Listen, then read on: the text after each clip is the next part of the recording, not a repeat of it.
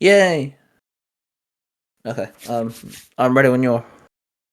You gotta start this thing. It's your show, dude, not me. You now run the show. It's in the will. It's in the will. If I die, the show goes to you. Well, then it's dead. Oh, thanks. I'm sorry, man. Have you seen me interview anybody on my show yet? No, because I No, have not you got need to. I haven't got the will up yet.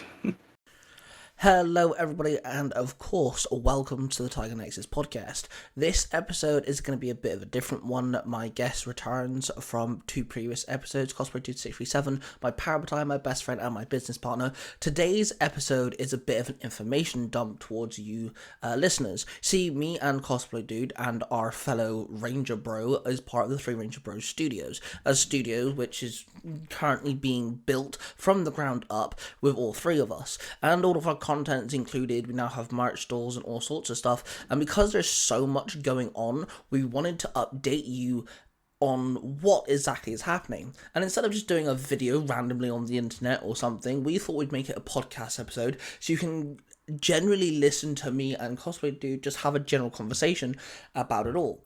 Now, of course, Mark the Cornish Ranger is a part of the Three Ranger Bros. He wasn't available, he wasn't able to record with us at the time, which is perfectly fine. We all are fathers and we all have partners and we all have lives, which is, absolutely fine. We do have an intermission of his, though. I did manage to get him to record just a segment of him talking about what's going on for his side of the studio.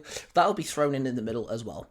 So, welcome to the Three Ranger Bros, kind of like update what's going on now, what's going to happen between now and like the end of the year type thing, with our stories, what's going on with voice acting, and all just a whole bunch of information. Hence why it's a podcast episode, because there's so much to talk about. So that being said, dive in, and I hope you guys find some stuff interesting, and I hope you get some knowledge of what's going on now so you guys can check out some new content, and of course what's going to happen in the future. If you're listening to this after July, that's also perfectly fine too, because some of the stuff we might be talking about coming up in the future may already be out, so you guys can go find it and go check it out. That being said, let's dive in with this episode. Welcome to the Tiger Nexus podcast, a place where you'll find interviews with content creators and geeks alike. Your host, Ty Tiger, has delved upon the Nexus and found interesting content creators and geeks of all fandoms. This podcast is connected to the Zero to Hero Network, and now we dive in with another episode!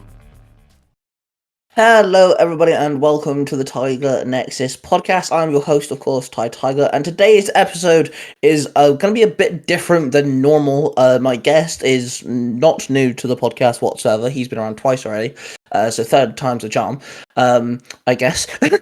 But today, me and Cosplaydude637 thought it would be a really good idea to just inform everybody what's going on with the Three Ranger Bros. It is our studio with Mark the Cornish Ranger. Now, sadly, Mark the Cornish Ranger could not join us for this particular podcast recording. He has been working his ass off for the last day or so, and he'll be continuing to work his ass off after today. So he's very busy. That's completely fine. But we do have a list to go through, and we just wanted to inform, update, and maybe bring some light to some projects that you guys may not know about, some new projects to look forward to, and stuff like that. So, hey, Cosplay Dude, what's up? Stop. That was such an introduction. Wasn't it, though? It was great, man. Come on. Give me credit. I was in a cosplay like 2 minutes ago. Fair enough. It'd be so funny if you just did this in a cosplay. Well, not like anybody would see it. It's a podcast, so we're good. But true. Yeah. Lucky I don't do video versions of this, huh? We'd all be in trouble then. Seeing your face every day? Oh, yeah, cheeky cunt. Okay, so the first thing on our list is actually one of your things, actually, funny enough. So you have Power Rangers Universe 19. Rectamundo, where all my Power Rangers and Kamen Riders live. Yes, and of course, I have a Kamen Rider storyline and a Power Ranger storyline existing on said podcast as well. He But says Power Rangers that he hasn't touched in months. Oh, sorry, what? says the person who's making me do your next several chapters. Hey, you agreed to the crossover. That's your fault. So, you've expanded said Universe 19. Yes, we have. So Because I'll let you explain that. Power Rangers Universe 19 is a podcast, so that's what's a little bit different than the other one we're going to talk about. It's because it's a YouTube channel, and that's Marvel Universe 19, which is still connected to Power Rangers Universe 19. It's just in two different places. And as you would imagine, it has Marvel stories on it. Oh, just to make sure everyone understands that, it's the same universe. Exactly the same universe. It's just for the Power Ranger storylines, we're sticking it to the Power Ranger Universe 19 podcast, and for the Marvel storylines, we put it on YouTube. Rectamundo. What he said. Yeah. So what sort of storylines have... Well, actually, no, before we dive into the storylines, you've actually done something different with this YouTube channel, because it's not just you who's writing stories for the channel. That is correct. This time I has opened up... I can't English, apparently. You're American, you can never English. Very true. I speak slang, so shut it. But yeah, this time I opened up the YouTube channel to the three Ranger Bros, Mark, myself, and Ty, and then we added in our good buddy A-Crown, who is also a story writer on YouTube. Yes, so the Author's Crown YouTube channel. So Mark is still working on his at the current time of this recording, and he is... when it comes to Mark, he is really good at story writing. I just feel like he's no offense, Mark, the slowest one of the lot when it comes to... But his stories are still really good, and I feel like maybe sometimes being slower is better. And he is really, like, focusing on what to do with it and things like that. So he's focusing on the Power Pact, which is going to be really cool. Not the Power Pact you're thinking of either, so I'm going to leave that there, but it's not the Power Pact you're thinking of. A-Crown has done a one-off about Punisher using his Iron Man or War Machine suit, should I say, which, if you know Punisher comics, he does actually get an Iron Man suit at some point, but it's more War Machine-esque than anything else. And that's been a one-off, which he did tell me that he is going to make a second installment at some point, which is, it's pretty good, what I've heard. I hope so, because, man, that story was good. I want more of that. I was gonna say, I haven't finished it all the way to the end, but what I've listened to is actually really good. I have, and dang, yeah, that's a good story. So, what storylines have you been uploading, and what storylines are you going to be uploading on your Marvel Universe 19? So, the ones that I have up right now are X-Men, which is my version of the X-Men. It has a whole lot of characters. We're going to see some recurring characters, some new characters. Then I created Next Class with the X capitalized in next. And that is literally all of our kids of the Super Dad group as mutants going to Xavier's Institute. So when he says Super Dad group, that's myself, Cosplaydude himself, obviously, Mark the Corner Stranger, A-Crown, and the host, Jared, the host of If You Give It Out a Podcast. So altogether, that's 4, 3, 2, 1, 1, right? I think so. Yeah, because you and Mark have 1. I have 4. I think Jared has 2. And then A-Crown has 3. That's like 11. That's like 11 characters you've made. Yeah. Which is shocking for you, because you don't do well with OCs. No, I do not. But, well, the cool thing was I let you guys pick your kids' powers. I went to you and I was like, okay, I'm going to make this story. What do you want your kids' powers to be? So that was pretty cool. And I already had my kids' powers because I had them in a story a long time ago. So that was that was a nice little different treat for me because I didn't have to think of the powers. I just had to think of how the frick they're going to use them. Yeah, fair enough. So what else are you going to be working on? What else is coming to Marvel Universe 19 when it comes to your side of it? So I want to also add in New Mutants, which I have a plan for. I'm still just ironing out some of the details, the finer details I want to use for it, but It's basically going to be the same New Mutants, except for a couple are going to be on different teams because a couple of us needed them for different reasons, which was fine. And then I want to do a Marvel Rising story, which again, it won't have Miles Morales because Ty will explain that here in just a second, but it will still have most of the core members of the Marvel Rising. I think I might have even thrown in a couple OCs. Yeah, I did because I used our kids again. Well, I used my kids. Yeah. So I've currently got Avengers r/Alliance, which is basically I built an Avengers team with the lesser used Avengers members. So obviously, when you think of the Avengers, people think of Steve Rogers, Tony Stark, Thor, Odin's son, Bruce Banner, that sort of stuff.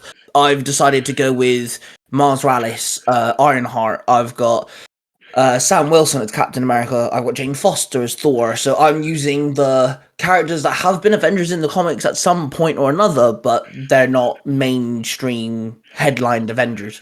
I've also thrown in like a Fantastic Four member in there. I've got a mutant or two, and I've also got an OC as well, which I'm really enjoying writing. I've just written chapter 3, and I'm really happy with what I did with chapter 3. So upcoming, I'm kind of I'm working on kind of think of the storyline with Wolverine and X-23, but I'm trying to do a Nightcrawler version of that, where Nightcrawler has like a clone who isn't a full-blown copy of him. I'm trying to figure out that storyline. And then I'm also trying to play around with the symbiotes, because I've always loved Venom and Carnage and the symbiote storylines and stuff like this, and I'm really trying to figure out how to work it around in a sense in my head. It hasn't... I've got a base idea that it hasn't got many levels just yet, because I'm too focused on Avengers, because I keep having ideas. I'm like, right, it's one of the easiest stories I can write now. I've already got chapter 4 like planned in my head. He just goes at it. Yep. Once he gets out of his own head, he goes at it, I should say. Yeah, alright, we don't need to bring that up. Thank you very much. But when it comes to Marvel Universe 19, with 4 people writing it, it's interesting, isn't it? Because now we have this whole thing where we've actually got a messenger group chat for it, don't we? Because it's a case of, I've used Gambit, but Gambit's the leader of one of your main X-Men characters, and stuff like this. So we have to kind of like talk about, right, can I use this person? Is this person available? Where is this character going to be? And, we have to like kind of communicate more. I think it's one of the most, when it comes to having a story, I think it's one of the most communicated about, isn't it? Because there's 4 people working on one universe. Yeah, because we keep bouncing like, hey, is so-and-so using this character? Because I need a villain and I wanted to use this. And it's like, okay, go for it. I'm not touching them. But then Ty might be like, well, I was going to use them for this, but let me do my part and then you can have them. So yeah. It's definitely a balancing act for all of us. Well, it's like when you said about how you're doing Marvel's Rising, but you're not going to use Miles because I haven't. You technically can still use Miles, because obviously a superhero can still be part of like 2 teams.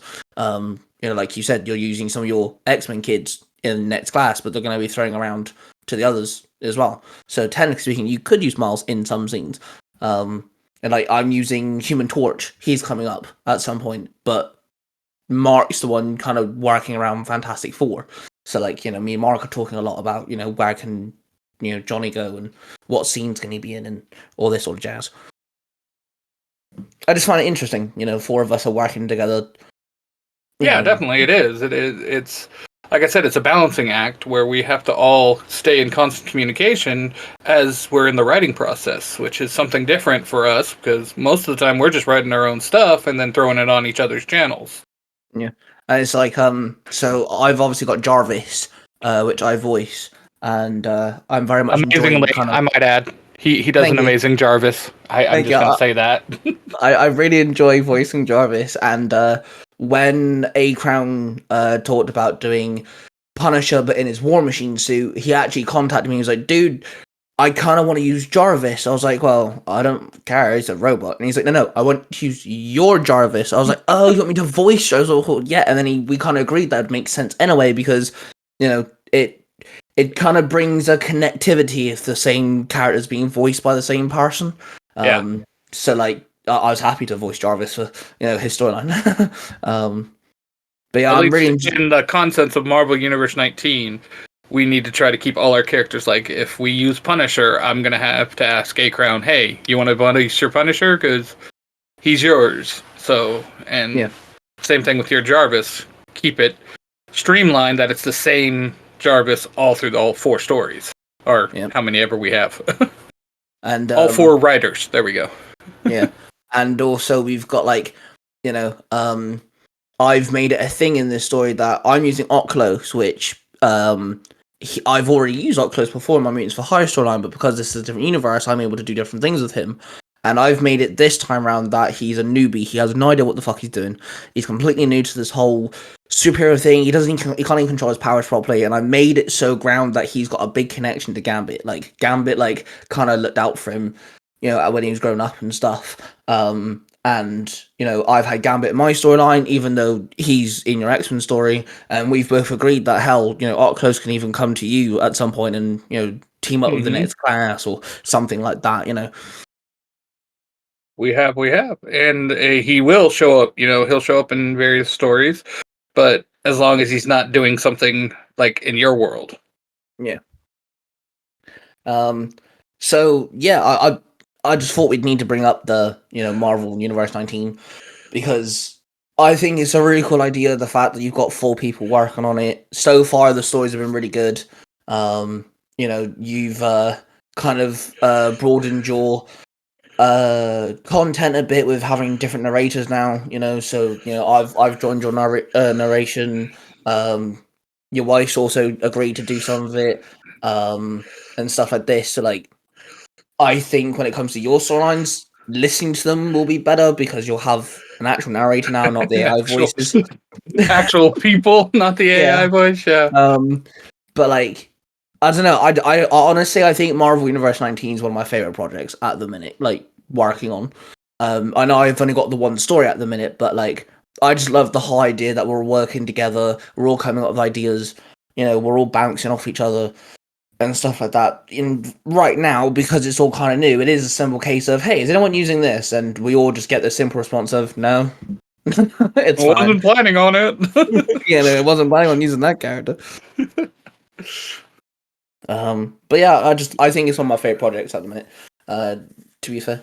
Well, other than our next subject, which I think you started this actually, because I kind of did. Yeah, because you put Mark in One Piece, and then you put Mark in Tales of the Cornish Institute, and that kind of sprawled this whole idea. Yeah, we got really corny really fast. Yes. So me and Willy have been working on. We've nicknamed it the Cornish verse because it just had to be dubbed something. And obviously, Mark is from Cornwall, and I've kind of enjoyed crossing over Mark with different stuff. I've put Mark in my Marvel and DC crossed over universe, and I've already got a couple of other ideas to throw Mark in different universes for my crossover channel and things like this. And you kind of wanted to do something with your One Piece storyline where you actually have Mark. Is he the captain of his own ship? He was the captain of his own crew, the corny pirates. But then something happened, so he disbanded them. So the One Piece, the Straw Hats crew, are working to get his crew back. Fair enough. And that kind of, I think the One Piece, having Mark in that, I think that kind of started this domino effect of kind of making Cornwall and Mark and using English history. Morgana, Mordred, that sort of stuff, King Arthur, whatever the case may be, we're both now kind of working on storylines. So you actually have a whole YouTube channel based on one specific storyline, which I'll let you explain. Tales of the Cornwall Institute, which is a Shadowhunter spin-off story. Basically, like Ty said, it takes place in Cornwall. there is a Shadowhunter Institute that was shut down and has recently been reopened, and now Mark Trafalgar needs to band his team together and basically be good Shadowhunters for Cornwall and police the downworld like Shadowhunters are supposed to. But it's not that simple when a Prince of Hell shows up. Yeah, I like. So you've got, you've put Ace and Logan in there. Daisy. Logan being my son, Ace being a character that me and Willy just seem to put in every story now, thanks to the Color Matrix. And then Daisy is a nickname I give my fiance because I don't want my fiance's name in everything, so I use Daisy sometimes. So yeah, you've used us three. Mark, obviously. Isla. I was gonna say Mark's daughter. Is there anyone of your lot in there? Kylie.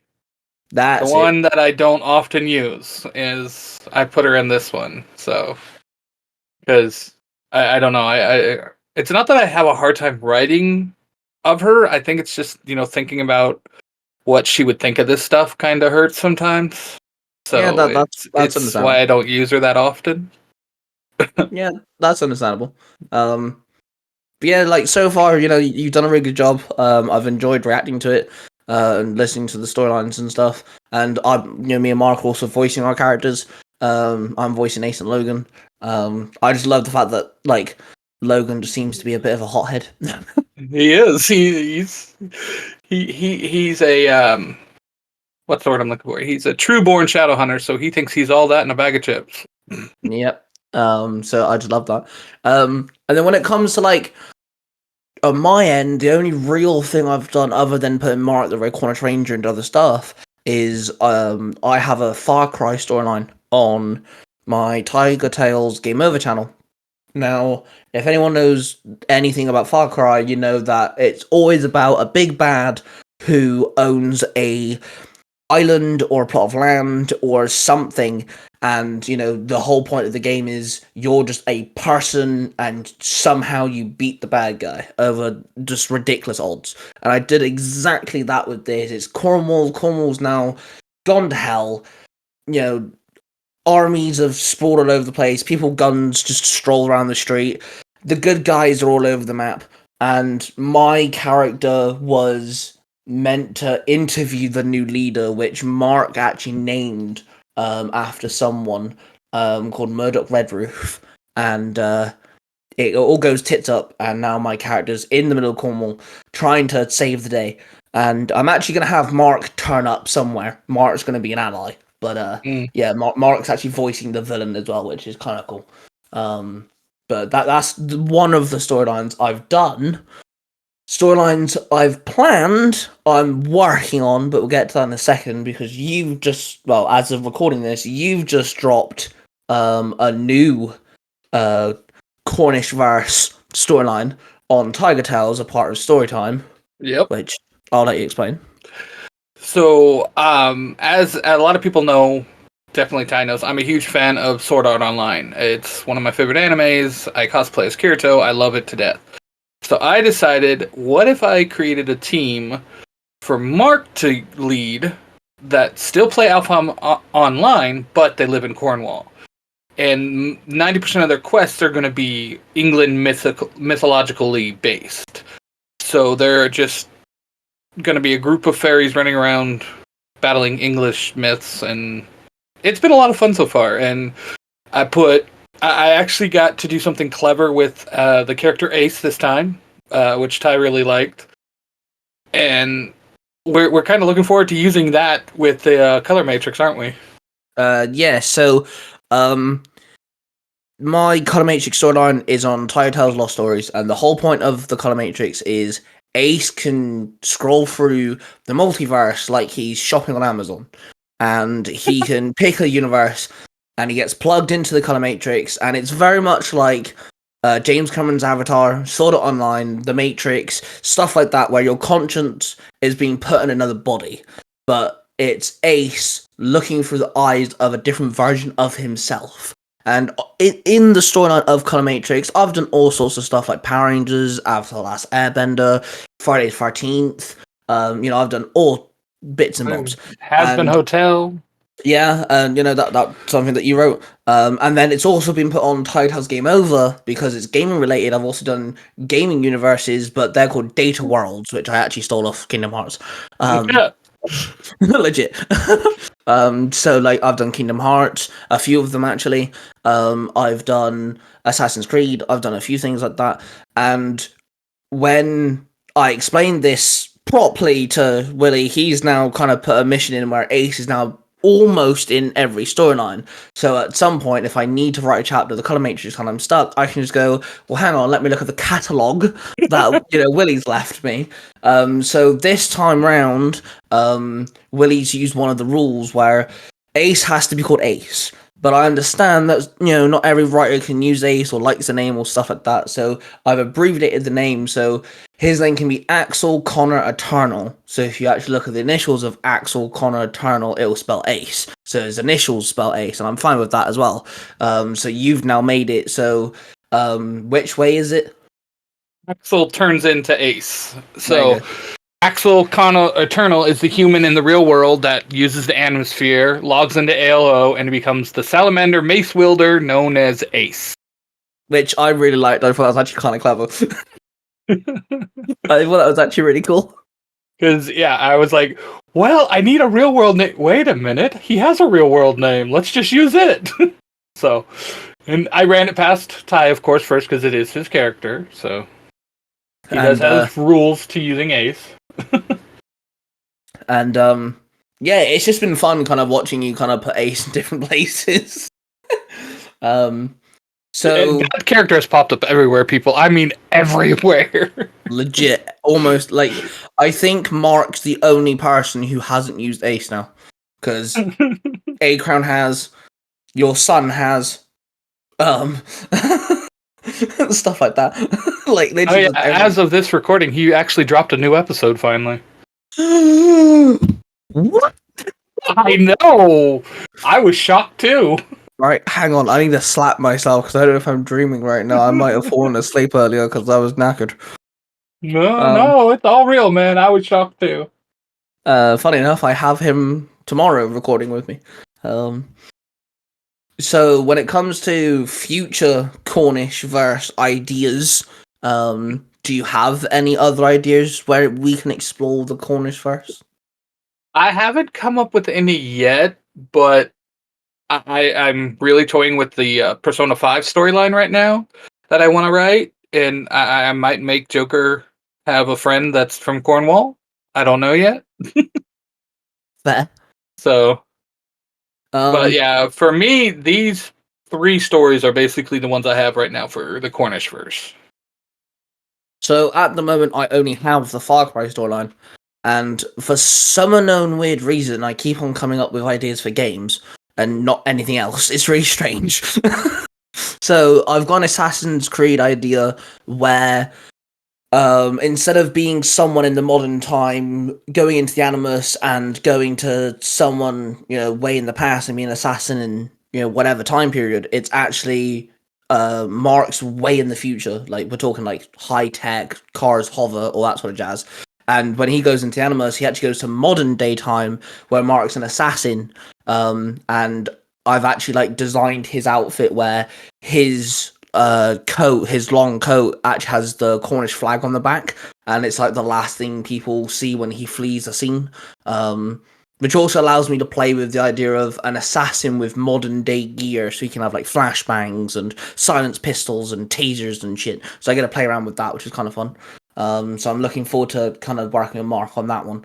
And then I'm also working on a Kingdom Hearts storyline where Mark has a Keyblade and Cornwall kind of follows the first island you're on in Kingdom Hearts, where it kind of gets overrun. That's kind of what happens to Cornwall, and Mark gets thrown out of his world. Cornwall's now world.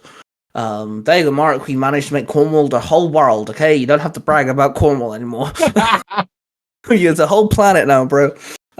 So he now has to get back to Cornwall. That's going to be his whole thing is he has to save his world.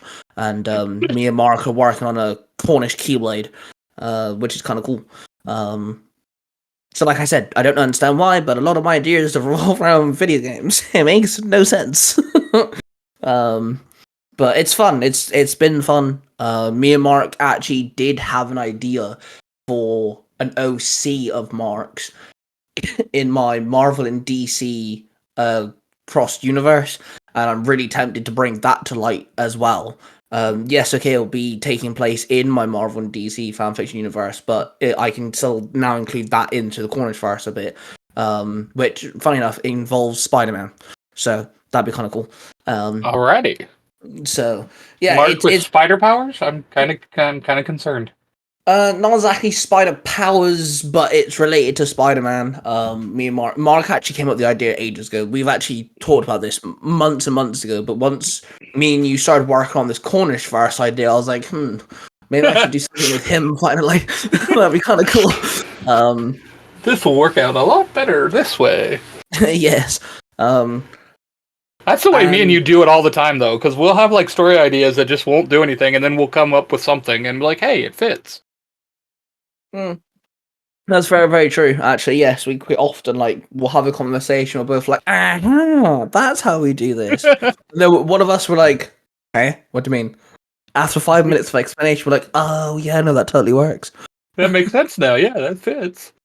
I did have an idea as well, which Mark doesn't know about this, and I don't know if he listens to my podcast. So if he is listening to this, Mark, you're about to learn this.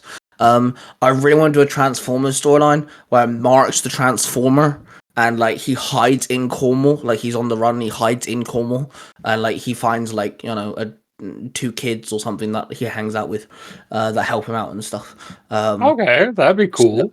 So, could he be a double-decker bus? England, because it's England and all that. No. It'll be a beast. It'll be a Maximal that turns into a pigeon. Oh my god, yes. A seagull. It'll turn into a seagull. And it'll nick chips off people. Oh, yes. Oh, Lord. Yeah, that's an idea that I came up with the other day. I was like, hang on, we could show do a Transformers storyline in England, because all Transformers storylines are always in America. So we're better. Reason. I mean, what? Bigger is not always better, my friend. That's what she says. I was about to say that. You literally took the words out of my mouth. Again, that's what she said. But yeah, the Cornish Verse. The Cornish Verse is just a little idea me and Willy kind of I've been playing around with. We kind of enjoy. I don't know. I guess Mark's very proud of being from Cornwall. His Rangers literally it's in his name, and stuff like that. So it's just kind of cool. Playing around with the whole Cornish idea. That's not Power Rangers. Yeah. Well, he has had so many ideas for Cornish characters because he's got his Cornish Ranger, he's got his Cornish Mandalorian. He helped come up with his Cornish pirate. So it's just fun to highlight Mark. Yeah. Because Mark, he just goes with it too. He's just like, oh, okay. Yeah, and the funny thing is, every idea that me and you have, he knows nothing about. Right? Until we come to him and be like, oh, by the way, you're voicing this character. This is another Mark, and you voice Mark, so you have to voice his character. Then he's just like, what? What does this word say? What does it mean? Yeah. Legit. I was actually quite shocked that... Oh, shoot, that reminds me. I gotta message Austin back about how to say Purin. Purin? Mark's character for Sword Art. Sorry. I was listening to Tales of the Cornwall Institute, and he actually said Alec properly. I was like, oh, okay, cool. I'm glad he didn't fuck that up. And then he butchered Valentine. Yeah. It's just like, oh, that hurt, but I'm not going to correct him. Yes, it's just one of those things you can just slide once or twice, and then eventually you'll just have to, virtually slap him. It's all good. It was just a throwaway line, anyways, just to tie into the original story. So it works. He's English, so that's why I let him mess it up. Ouch, painful. Shots fired a little bit, just So me and you have kind of been not exactly secretly because a few people know about it, but not everyone knows. Me and you kind of have a new Tiger Tales coming out, which I'm kind of waiting for both of us to have two things ready to upload. So when we do release the channel, they're already there, so people can go listen to. We kind of like playing around with the whole idea of one-offs. Just a storyline that you're going to listen to from beginning to end. It doesn't have a part 2, no chapter 2. It doesn't have a continuation or anything like that. It's just a storyline you can listen to, and when it's finished, it's finished. You're done. It's all good. Have a good time. And it's an idea I had for a while. I kind of like having all my stories in separate boxes, and I really enjoy one-offs, and I really want to do 20 channels later. Shut the fuck up. So like I really like the idea of like, if I want to write a storyline all about Red Hood or Gambit or hell, I could even write a storyline about J. Jonah Jameson, for fuck's sake, or anything like that. That'd be a short story. It would be. I could easily just write it, and then Tiger Tales one-off would be the place to upload it because it doesn't need a continuation. There isn't a part 2 or chapter 2 or anything like this. And then when you came to me and we were talking about what stories are going on to Tiger Tales, we talked about your is it Soul Eater? Is that the one-off? I had a one-off that I did that was Soul Eater that was not part of my main storyline, but it took place in that same universe, and I think you put that up there. Or what? No, no, that's a crossover channel. Because I was gonna say I thought you put the Shadowhunter / Supernatural one on it, but I don't remember. I know after you came to me about this, I came up with the insane idea of trying to make a one-off for every one of my cosplays, and that is not going well. So yeah, I was gonna say, so you mentioned that you wanted to do like one for each cosplay, and I was like, dude, if you can do that, then fuck me, like damn fucking hell, like fair dues. But like, you have had a couple of ideas, which I'll let you explain in a minute. And like I said, I want the ability just to write stuff. Sometimes not having to remember what I'm writing, coming up with new ideas for continuations and stuff. It's just fun. It's just sometimes you need to blow off some steam when it comes to writing and things like this. And like I said, I've had ideas where it's a case of, okay, this is a cool idea, but it isn't going to go anywhere. It isn't going to have a chapter 2. I can make it 2 parts maybe, but that's about it. So now I have a place where I can put those storylines. And when we had this conversation, I was like, dude, why don't we just kind of work on Tiger Tales one-offs together? We'll make it a collaborative project. Shocker. I've never collaborated with you in my life, bro. Like, nope. This is such an opportunity. This is gonna be a whole new page for both of us, man. I know, right? Like, geez, I've never worked with anyone before. I don't even know how we're gonna cope.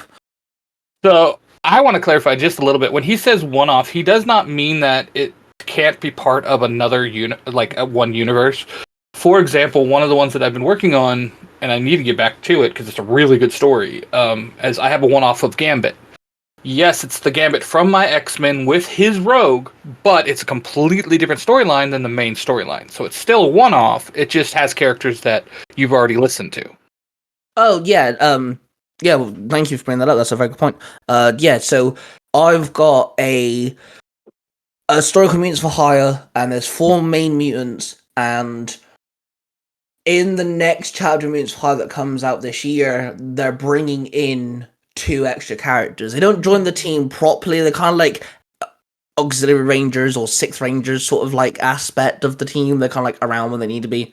And I kind of wanted to do the idea of, well, what's a day in each one of these characters' life looks like, because yes, okay, they're Mutants for Hire and they get paid to do whatever they get paid to do, but they have lives, they do different things, and I want to explore that. And so I will be doing one-offs for each one of the Mutants for Hire and their new, sidekicks and stuff. And we'll have a one-off for Oculus, a one-off for One Up, one-off for Thunderstruck. Each one will get a one-off, just to explore the day in their life. Just what do they get up to and stuff like this. And yeah, it's a way of telling a story without trying to force it into what we've already got. Like you said, you want to do something with Gambit and Rogue, but it's not going to be in your X-Men storyline because your X-Men storyline is, already concrete. It's already got a continuation. It's already got some pull to it. And if you wanted to put this in there, where do you put it is the question, isn't it? So this is why you're doing it as a one-off. So like, oh, this exists in Marvel Universe 19. It's just not a part of the X-Men storyline. Yeah, exactly. And that goes with the one I'm currently writing, which is becoming more massive by the frickin' day. And this thing has taken on a life of its own because I now have 4 voice actors for it, and it's just, I don't know where I'm going with it. It's becoming a full-length movie, I swear. By the time I get done writing it, it's going to be a movie length. It's going to be like an hour and something. And that is Sword Art Online, The Lost City of Atlantis, where we'll be crossing over my group of the Sword Art Online team, Kirito and all his friends, Mark's team, and I'm bringing in the Code Lyoko team from the French cartoon, I guess you can't call it an anime, called Code Lyoko. And then I'm also bringing in it's all in the first person point of view. So one point of view, it's going to be from Kirito's, one point's going to be from Mark, the other point's going to be from Auric, so the 3 leaders of each team. And then I have, for some crazy reason, brought in the vision of the villain Loki, who a certain British pain in my ass is going to voice. Yeah, he's a jackass. I don't know why you asked him to voice Loki for. Which we've discussed, and that will definitely go on to Tight House X as well, because that's a crossover channel. That literal the whole point of that channel is crossovers. So we'll better put that in different places as well. So when it comes to one-offs, you've mentioned your Gambit and Rogue. Do you have any others planned that you're working on, or ones that you kind of want to do, but you're like, you're still kind of laying out the groundwork? There's a few I still want to do. I definitely want to do a Shadowhunter one. I definitely want to do an Order one, which is my original story. I've been looking at doing a Voltron one, but I haven't ironed out 100% what I want to do with that one or Kingdom Hearts. So I've got a few I need to toy with, but not quite there yet. So other than my Mutants for Horror one, one day I kind of learned on my iPad how to change the color of something with just a swipe of my pencil, and I turned my red Cornish Ranger Chibi into a green Cornish Ranger. I was like, oh my god, that's actually kind of cool. So me and Mark have been talking about it. He's going to voice the character, but instead of using the power weapons from my Morphin, he'll be using the Zeo power weapons, because I also learned they're actually still called power weapons. So he'll have the Zeo weapon set, and it's just going to be a one-off about a green Cornish Ranger. Mark is the green Cornish Ranger, not the red Cornish Ranger. So that's going to be a lot of fun. And then I thought you said silver. Oh no, silver's that's coming up. That's oh, later. That's a different thing. Oh, okay, my bad. My bad. Again, Cornish verse. It's always expanding. See, we don't always talk to each other because I knew nothing about this one. And then the other one, and Willy's gonna know what this is as soon as I explain it, because I had this idea for a little while now. I want to do a Digimon storyline where Ty and Matt realize that their siblings have gone missing, and they've also realized that their siblings have access to the digital world. So the pair of them kind of go into the digital world with Agumon and Gabumon, and they kind of have to go find their siblings. I want to make it a whole one-off. This is sounding very familiar. Yes. I feel like I've had a hand in on this one. I mean, just maybe. So me and Willy do a little role play on Messenger. It doesn't go very far very often, but sometimes it does. And I don't know, I just really like the idea of it. And when I was I've got, if it was in paper form, I've used about a forest of trees by this point. Luckily, digital writing exists. But I've got lists upon folders of different ideas and stuff, and I put it on my one-offs channel list. I didn't even realize I did it until a couple days later, and I was like, why have I put that on the one-off channel list for? I was like, actually, that's a really good idea. That'd be like a really cool one-off of just the two, boys looking for their siblings. We haven't kind of come up with why, but we can, and I'll just turn our roleplay into an actual one-off. That's one of the reasons why I love roleplay so much, is because that's usually what happens with me. Is I'll roleplay a character and then boom, I'll have a whole story just flowing out of me. So yeah, that's one of the reasons I do it so much. Is because I like doing it. Is because of that. So when it comes to Target Tales one-off, hasn't been created just yet. Like I said, I want to make it so Willy's got 1, maybe 2 stories ready to upload. I've got 1 or 2 stories ready to upload. So when we do announce the channel, when you go to the channel and you go listen, you've got 3 or 4 stories ready to go. You can just listen to them.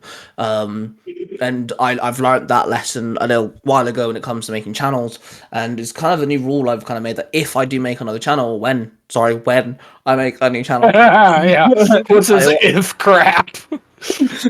When I make a new channel, I always make sure now I've got 2 to like 5, depending on the content, just videos ready to go. So when you go to the channel, you've got something to watch already there. So it's just a case of it will be made when me and Willy have something solid to upload. Hey, listeners, I'm honestly believing that Ty is trying to take over YouTube. With as many channels as he has, he's trying to take over YouTube. He is the Mickey Mouse of YouTube. I will take over YouTube. The Susan Wachowski chick who owns it now will sell it to me, and I shall be. That'll be dubbed TyTube. TyTube. Oh God. Or TigerTube. That sounds a little cooler. I was gonna say TyTube just sounds like a fucking Thailand porn website. God. Yeah, that's a website I'll never visit. Thank the Lord. Oh Jesus Christ. Yeah. Although to be fair, when we started about a conversation about this episode, I told Ty, okay, baby, it'll be a great date, and he just blew me off. I was hurt. I didn't just blow you off. I even said, hey, it's alright, dude. You can call it a date. It's all good. I was having so much fun with this whole playing flirty thing, and he just went, yeah, we're just brothers, so it's okay. I'm like, ouch, dude. Read the room.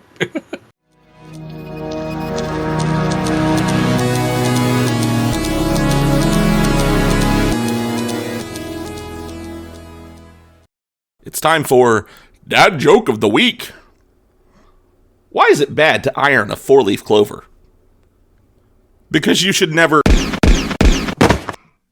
Jared, you lay there bleeding on your floor, because I was hired to assassinate you. You broke the universal law of telling too many dad jokes. The person who hired me has requested, and paid extra, for me to read you this message. Dear Jared, I, Billy, of the Zero to Hero podcast, hired this man to kill you because you look like a frog that had relations with the end of a moldy-crusted loaf of bread. And you told too many dad jokes. Ha ha. Signed, Billy. I must leave now. Mission log. I have taken down the host of If You Give a Dad a Podcast. My next target is the man who was deemed one with too many technical difficulties.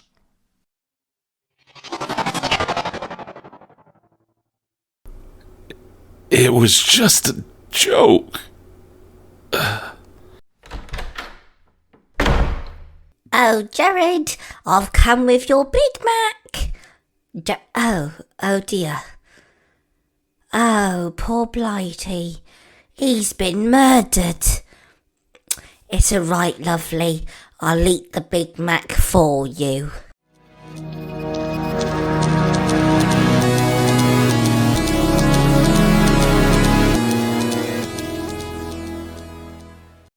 Hey, I didn't know whether Rita was around, okay? I can't just, I can't just up my game up if Rita's there, it throws off my vibe.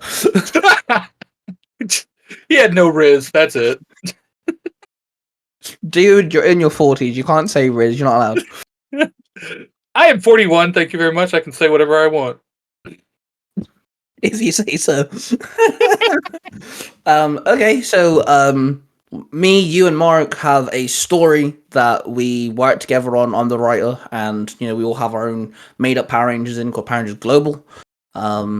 It's been a blast to be the writer. I absolutely love it, and by the end of August, season 1 would have come to a close, and yeah, it's kind of been a whirlwind, and you voiced Hephaestus, Yes. right? Yes, which by the way was hilarious. By the way, so I tell Willy a month before writing this my plan. I said to him, "Dude, you got a choice. You can either voice the upcoming bad guy or the next chapter's god." And he was like, "Oh yeah, give me the god, it's fine." And so I said to him that my plan for the god is I need a blacksmith. So he said, "Why make it Hephaestus?" I was like, "That's a very famous god who's a blacksmith. All right, cool." When I get the audio file from Willy, Oh God, dang with his it! lines, he goes, "His exact words are, these are my Hephaestus lines," which I did not know I was voicing. I'm just sat there going, "Dude, you literally picked the god yourself." Yeah. Proves my memory is crap. Okay, shut it. I did too. After you came back on the group and did that whole thing, I was like, "Oh shit, he did talk to me about it, didn't he?" I told the whole dad group chat, I was like, "By the way, boys, this is to prove Willy doesn't have a brain." Nope. I have a Brian. So yeah, season 1 comes to a close. We've done part 1 came out in June, part 2 comes out in July, and then part 3 comes out in August. They're already written, both parts, and I'll be sending that out the lines more than likely the day after this has been recorded. And I've kind of, I don't know, I kind of found it easier to write things in a whole bunch. So I knew for a fact how this crossover was going to go. I didn't want to forget anything. So I just wrote part 1, part 2, part 3, almost back to back to back, which was a lot easier for me on that front. And then, I can now send out the lines and it's done. I can just wait then. I can kill time writing other stuff. Then he waits, then he waits, then he waits. Well, with your fucking son, sometimes, yeah. Because he's been slow the last few months, I'm not gonna lie. He used to be the fastest, and now he's just gone downhill. Actually, no, I don't know. Jared was on the day of I needed the lines. I think Xander got it the day before. So I think Jared was the slowest this time around. Now I kept on reminding him, like, you done lines yet? No. Have you done lines yet? No. Normal parents complain about the kids not tidying their rooms. You complain about Xander not doing his lines. Pretty much, yeah. You're not wrong. But season 1, has all been about Loki trying to get the key to the underworld. I've had this idea for a while, and season 1 does not end happy. It doesn't end with the team winning. It's not good in any form of way, and I'm really excited for everyone to listen to it. There's some actual like lash out. There's an actual painful retaliation to the team fucking up, and it's great. I can't wait. It's going to be really good. And I also lead up season 2. There's already like a tease of season 2 as well, or at least how season 2 is going to start. Is this painful retaliation the same one that we're all doing now? Yes. Oh, okay. Yes. Making sure I was on the right page. Yeah, it's the thing that we've now made an ongoing joke. Well, no, it started off as an ongoing joke. Now it's just lore. Yeah, it happens. Yep, it just happens. But yeah, I just wanted to inform everyone that Power Rangers Global is still going strong. It goes up on Nerd Through Comics, that's Mark's podcast, and it goes on Tiger Tales. And yeah, it's coming to a close for season 1. Season 2 is going to be a little bit different in the sense of the main villain Loki's kind of taking a step back, and his general's now kind of like trying to be the big bad. And we've also got a new character who's kind of popped up every now and then. He's now going to be around fully for a long period of time. So like he kind of comes like a secondary main character, so that's really cool. So yeah, it's been a lot of fun, and I look forward to everyone checking that out. It's been a good story. It definitely ties in a lot of different cultures, which is what we wanted when we created Global. Yep. And I think going forward, Ty plans on doing more of that, of bringing in Viking lore, bringing in Scottish lore, Japanese lore, so that way we keep the title of the show relevant. Yeah. So right. yeah. So now Loki's Loki's still the big bad. It's just he's kind of doing a Dai-Shi sort of thing in season 2, so he kind of like steps back a bit, and he's making himself stronger.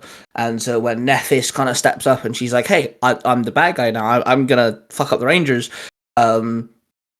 there's Loki kind of gives her a demand of, hey, you don't touch these people, but anyone on this list, crap the fuck on, kill them for like a sort of thing. And so this air quote list, is going to be deities, gods, anything in mythology. And I've done Egyptian, I've done Greece, I've done Nordic. I think I've done one other thing that Rita gave me that I still never fucking remember the name of. That dragon-like thing? Yeah. So, yeah, I plan on also kind of implementing the fact that all 4 main rangers, the boys then, the 4 male rangers are from different universes, and I'm going to play on that as well. That also has a big role in season 2. Because I've made it canon from episode 1 that the boys can leave universe 2118 whenever they want. Even me and Mark have spoke about the fact that in his season 3 of Royal Britannia, he wants Mark to go around the multiverse to like recruit people and help people. And I'm like, well, he can still do that. Eric, your character's from my Future Foundation universe, and you have a dojo. And you can still go back and run the dojo, and you're best friends with my main character in Future Foundation, so you'll go check on him and things like this. And Xander's character is from a universe where everything's fiction. It's like Gwenpool, and he goes back and sees his parents, and he goes back and sees his siblings, and stuff like this. So like I want to play on that a bit more and have fun with that too. So that'll be kind of cool to bring into it. Yeah, definitely. I'm excited to see what we can do with more Global. Are we going to get any power-ups coming up, or is that not a thing yet? So there is a character that has a conversation with Mark, who will give him a power-up at the end of season 2. And then I've also now implemented the Sword of Darkness into the end of season 1. If you listen to part 1, it actually props up there. So with does it pop up in part 1 or is it part 2? It might be part 2 that pops up. Anyway, it pops up at the end of season 1. And me and Mark, way back when Global was just an idea, Mark wanted the Sword of Darkness to be a whole arc for him where it keeps propping up, he keeps getting angry, and I'm playing it as the symbiote suit for Spider-Man, how it's like almost like a drug for him, and like he's still doing good, it's now more aggressive good, like he's not being nice, he's being a hero, but he's violent. And I'm now gonna have it so season 2, Mark keeps using the Sword of Darkness. He keeps popping up. He's stronger with it, but he starts lashing out of his teammates. There's now arguments going to be happening and things like this. So that's like also leads into the end of season 2 very heavily, because the end of season 2 again changes the trajectory just slightly for Global. And then when it comes to power-ups, we are going to get a few auxiliary swords. Us 3 have had conversations about how we're gonna get auxiliary swords. We didn't want, a full new blown Megazord or anything like that, but we did want to give the Megazord something new to play with, and so we've kind of come up with a few ideas on how to do that, and that's definitely going to come into play in season 2. And no suit changes? Not in Global, but I'm glad that you mentioned that, because our next point is new stories for the 3 Ranger Bros. Which is something we've started doing now, isn't it? Is once a month, once every 6 weeks, something like that. Us 3 are coming together, we're having conversations, we're going on a group call, and, I'm making notes, and, we're actually we took it seriously in the get-go, but we're now, actually working on stuff. We're actually building up what the Three Ranger Bros Studios is doing, and At first, it was, three guys having fun. Now we're starting to treat it more like an actual studio. Yeah, exactly. So in global, not really when it comes to like changing suits and stuff, but I'm treating this storyline kind of like Mighty Morphin, where Mighty Morphin will go into Zeo, Zeo goes into Turbo, and then Turbo goes into In Space. We're doing something like that. At the end of Global, Loki's no longer the bad guy, he'll be defeated, everything's hunky-dory, but then something else props up. And then Global will become Power Rangers input name here, and then that will continue, and then, we'll do something else. So eventually we'll actually see even Mark gets a whole new Ranger suit and stuff like this. All 5 characters will get new power-ups and new swords and stuff. It just won't be in Global itself. Okay, makes sense. But yeah, that being said, going into new stories. You actually came up with one. I'm making you explain this because I actually really like this idea. You came up with the tabletop idea. I did? Oh, that story. I was like, what story are you talking about, dude? So on our monthly meeting, we were talking about news stories, and one of the ideas I came up with was a group of friends playing a tabletop RPG, like, for example, the biggest one, Dungeons and Dragons. And the story starts out that way, that they're in the real world, they're playing the game, and then the story shifts to their characters and whatever quests they're on. And then by the end of the story, it shifts back to the real world. Yeah. So you'll see, like, the beginning and end is just 3 boys having fun. I'm gonna implement things like real world, parents, school, whatever the case may be, stuff like this. And then, between 10% and 100%, that 90% of the storyline is whatever they're playing. It'll just be like it's an actual thing that's happening in real life, but it's not. It's just whatever the game they're playing. I have been playing around with the idea of kind of making it one-off-ish. So, like, each chapter will be a different game they're playing. Like a different, actual story they're playing. Which kind of gives me the opportunity to play around with different characters. One chapter Mark could be the bad guy, or out to get Willy, for example, or something like this. We could play around with different, each chapter we could change whatever we want to change. One chapter I could be a knight, the next chapter I could be a mage, the next chapter I could be a cowboy, whatever the case, each chapter could have a different theme and stuff like this. And also it gives me the ability of, I don't need to limit it to 20 minutes. I could make each one like half an hour to 40 minutes long, as long as it works well, if that makes sense. Yes.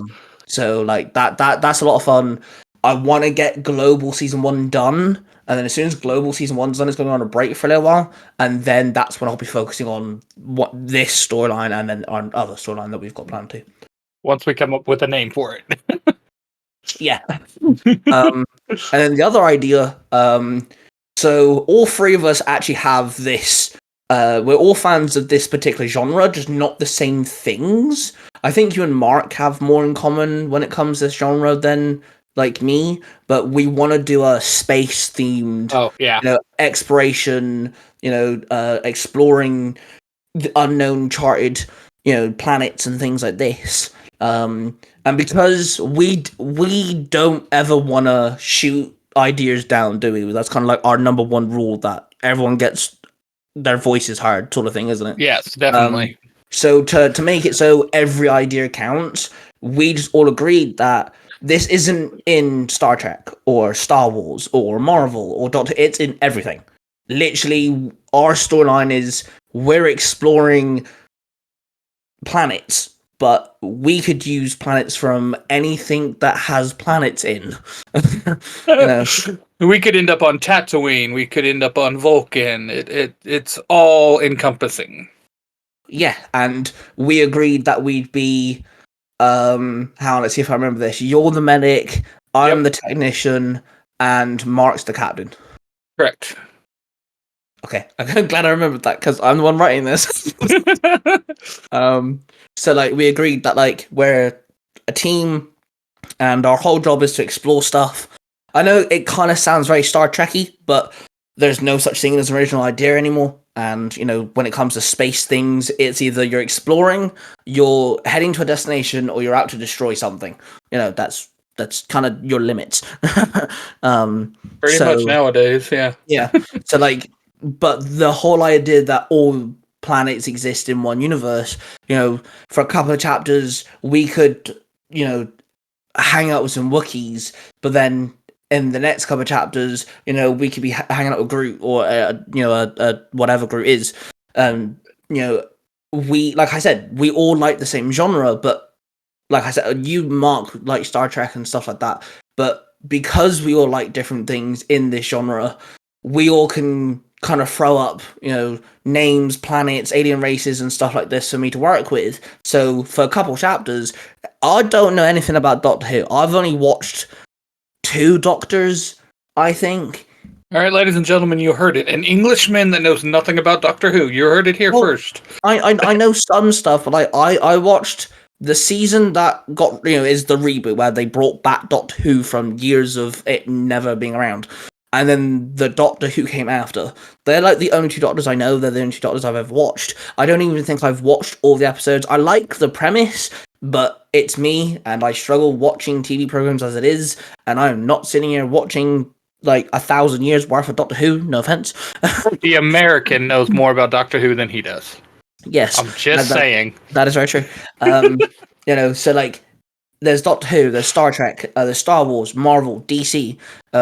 I'm gonna throw Ben 10 in there because Ben 10 is all about aliens and stuff like this. I'm a huge fan of Farscape, so that'll be thrown in there. And we could even see a Stargate. Orville. There's nothing stopping us with this one, and I think that's a huge selling point on it. That everything's going to be encompassed in this one. Yep. So yeah, that those are. Currently, as of recording this, that is what we'll be focusing on, which will be nice as well because, Power Rangers Global is so much fun to write and I'm having a blast of it, but sometimes when you have Power Rangers, I work on Universe 19, Power Rangers Global, sometimes it's nice to kind of like put my writing abilities to somewhere else. So now the 300 Bros, is doing that as well. Yes. We are moving forward with different universes, but we're still Ranger Bros. Just leaving that in there. If I rightly remember, we actually agreed that all of our stories take place in one universe, which is 2118. So the space storyline and our tabletop game storyline will actually take place in the same universe as Power Rangers Global. Yeah, I believe we agreed on that. Yeah, it's just easier to just make it all in one area. Like that universe 2118 is now the 3 Ranger Bros universe.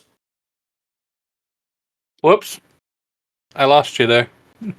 You lost me? Well, I haven't moved. Nope, I got you back.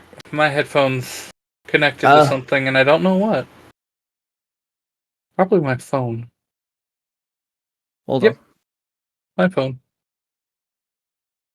Okay. So the next thing is something that you kicked my ass for because I wasn't gonna do this. I kept on going, yeah, I'll do it. Do I actually do it or not?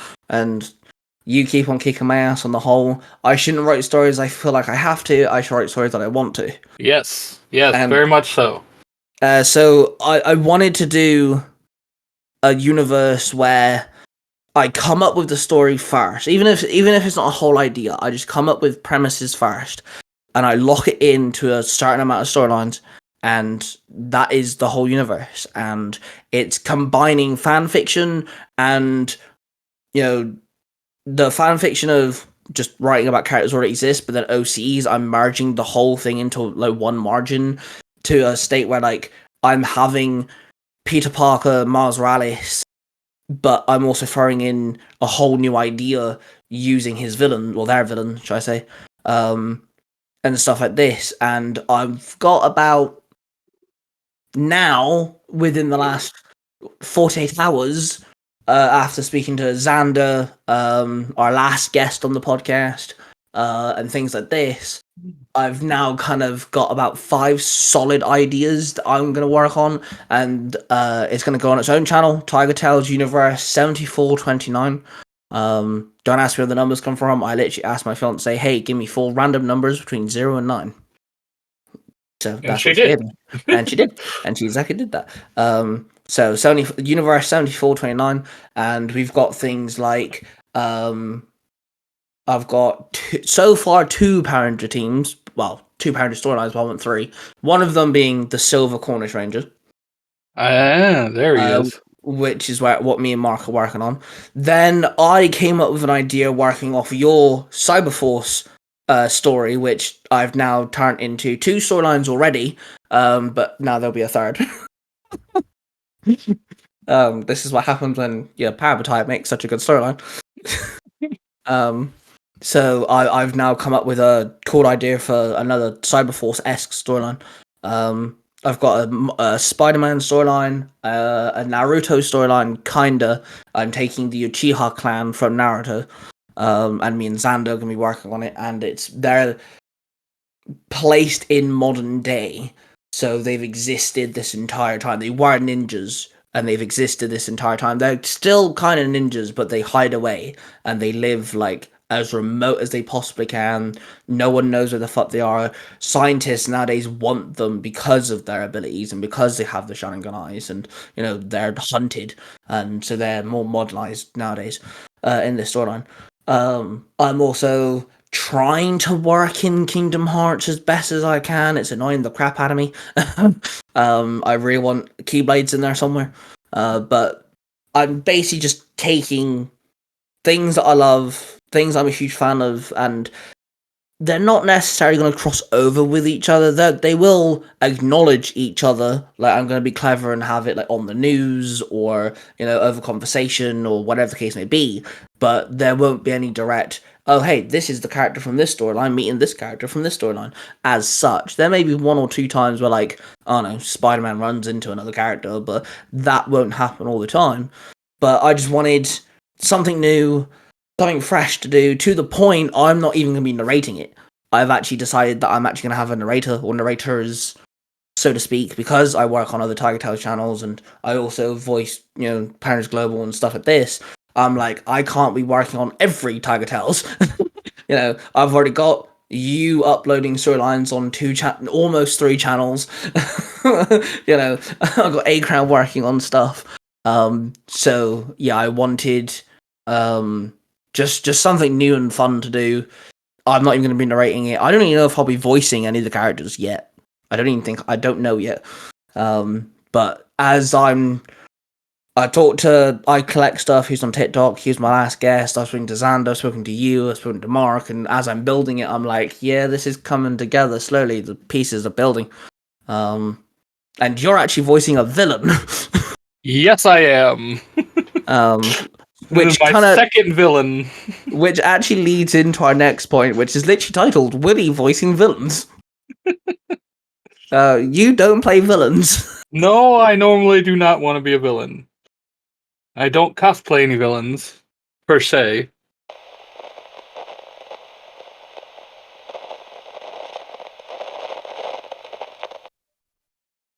Apologies for the interruption.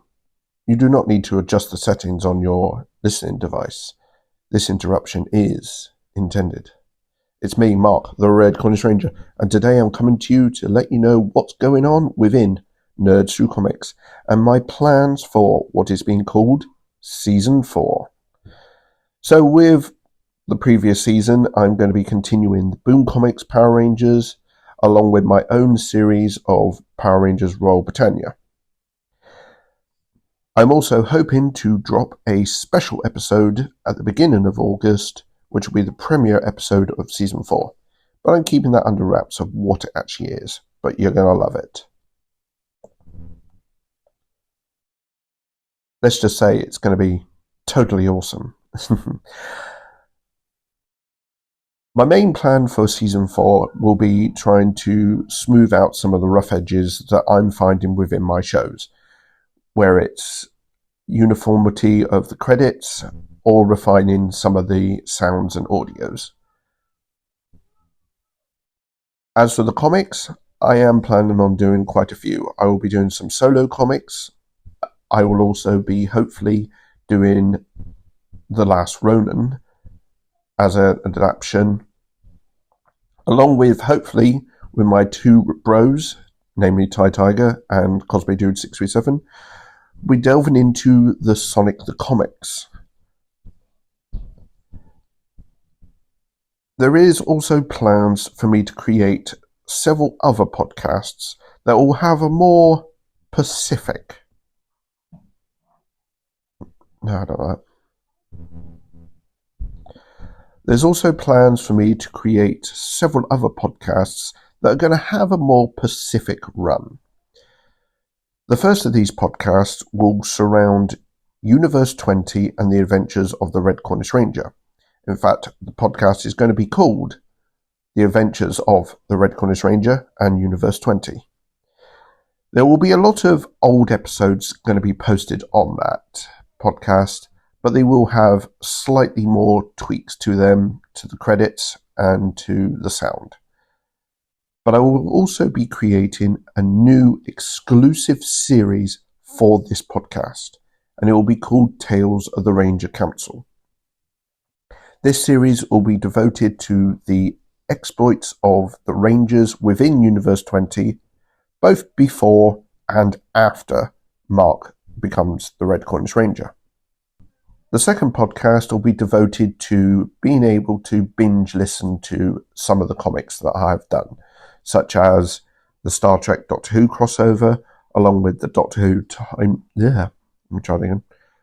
along with the Doctor Who Time Lord Victorious comic, and several other comics that I finally complete their runs.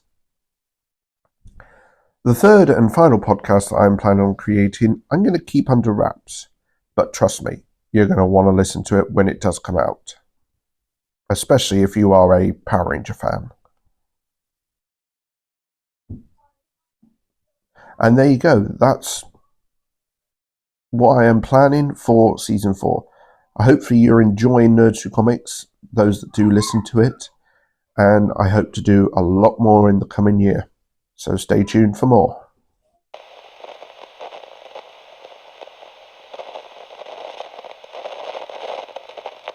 I mean, I guess you could count Beetlejuice. I was about to say, does Beetlejuice count as a bad guy? I don't know. That is a very good question. I mean, technically speaking, Persona 5 Joker isn't a superhero. He's more like an anti-hero. So you're kind of cosplaying half a villain, sort of.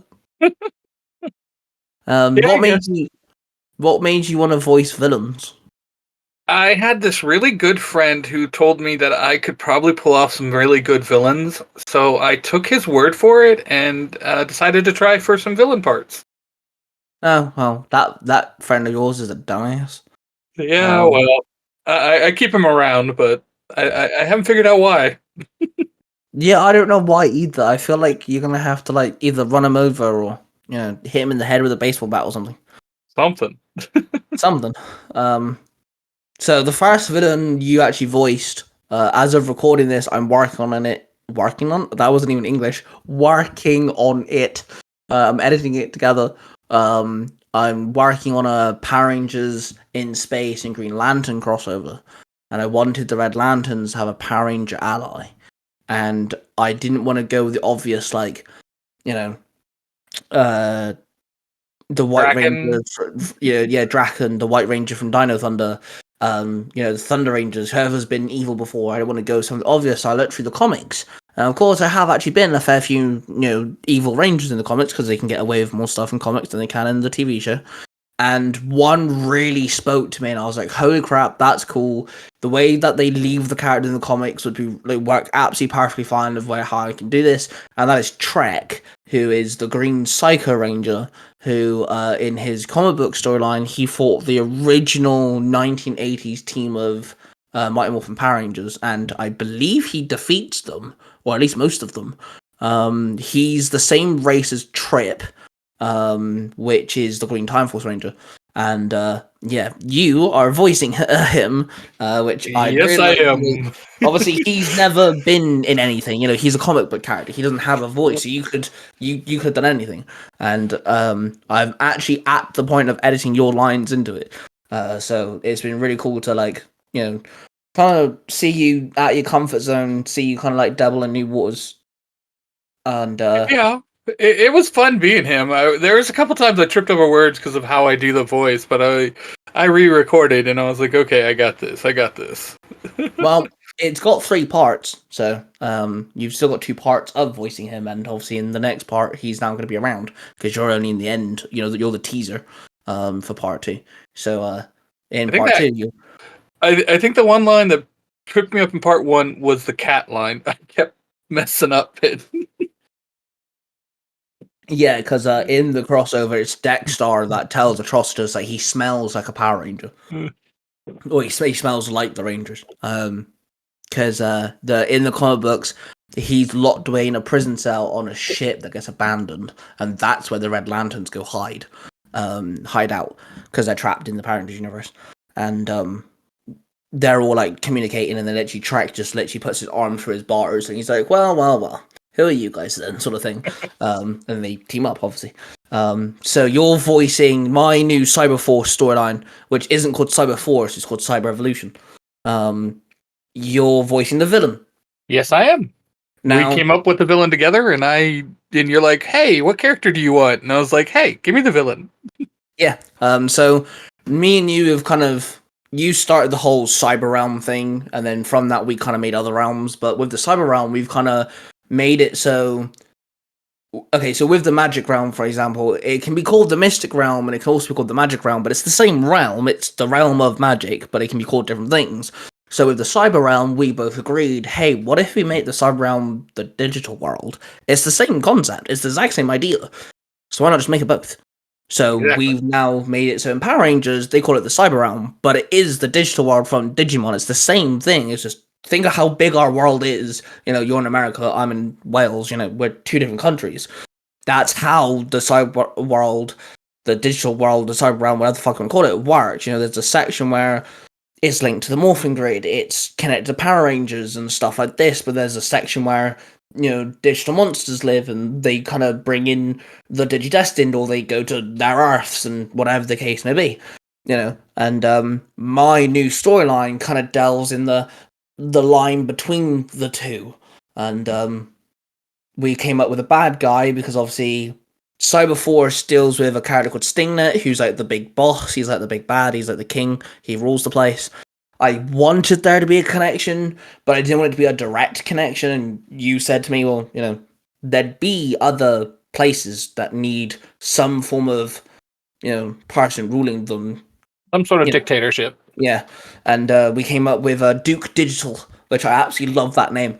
And I decided to write the villain in a such where he's not the dominating, I'm gonna kill everybody, I'm gonna rule the world villain like Stingnet and Rusfer and Lucicon, or like, he does not know what he's doing.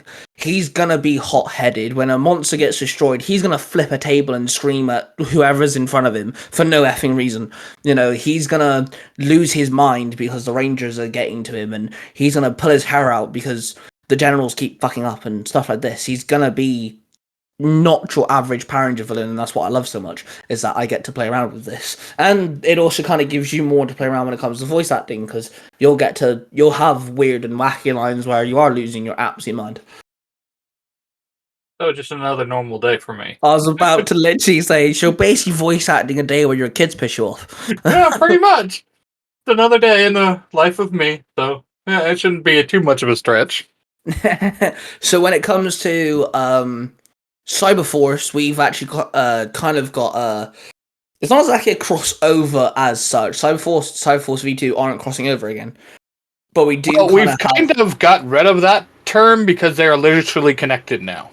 Yeah, but they are going through a arc together, and the arc is being put on pause due to a crossover that we'll mention coming up down the road later. But we've got an arc coming up where I've written the scene. I can send you the scene later if you want me to, but I've written the scene, and it'll be the beginning of the next chapter of Cyberforce and the next chapter of Cyberforce V2, because it's the exact same for both. But there's a new bad.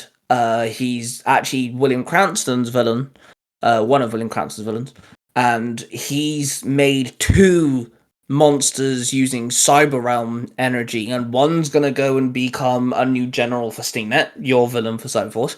And then one's going to become the general for Divindigo, my villain for Cyberforce V2. Which I've also written the same scene at the end for both Cyberforce and Cyberforce V2, where they both turn up and say, hey, we want to pledge our allegiance to you, sort of thing, to both of them at the same time.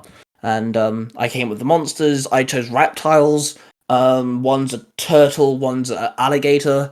I don't know why. I just thought, hey, let's make them semi-related, but not the same. So I went with reptiles. I thought it was kind of cool. As of recording this, I've written Cyberforce V2, and this general kind of goes ham and wipes the floor with the Rangers in a matter of a paragraph. I think I did it, or something like that. And the only reason why they survived is because an ongoing mystery of mine, not a mystery as in the character, I mean a mystery as in an actual mystery, like a plot point, kind of pipes up and defends the White Ranger, and then he disappears. So that's the only reason why they're safe, is because the general gets annoyed and teleports away. So I haven't written the Cyberforce chapter yet, but I know what I'm doing, and we're also going to be acknowledging the fact that Marvel Universe 19 and Power Rangers Universe 19 are exactly the same, because it takes place at a tech convention, like a new age tech convention, and I'm actually going to have Mars Morales and Riri Williams bump into a couple of the Cyberforce Rangers, obviously unmorphed, but they all go to the same building and they're in the same place. So I'm actually going to acknowledge the fact that they exist very minorly. So that's another thing I want to do, is acknowledge that. But yeah, it's just a nice little arc for both of them. The generals will stick around for a while. I don't know how long you want the general to stick around for, but we'll work that out. Yeah, it's us. We'll always just make it work. But yeah, it's just a nice little arc just to kind of prove that they're still connected. Nothing's changed here. They're not exactly the same team, but they are overall. And it's just a fun thing to do. Two teams built from one universe that were made by two different people. It's okay. Well, yeah, and the funny thing is, in storyline, they're made by two different people, but they're the same person, just from two different universes. Yeah, I was gonna say that in story, it's the same person, just not the same person. So figure that one out. I haven't decided if it'll be Haley or not that makes Cyber Evolution or not. I haven't decided. Oh, you could do like a OC character that's a Haley apprentice. That would be kind of cool.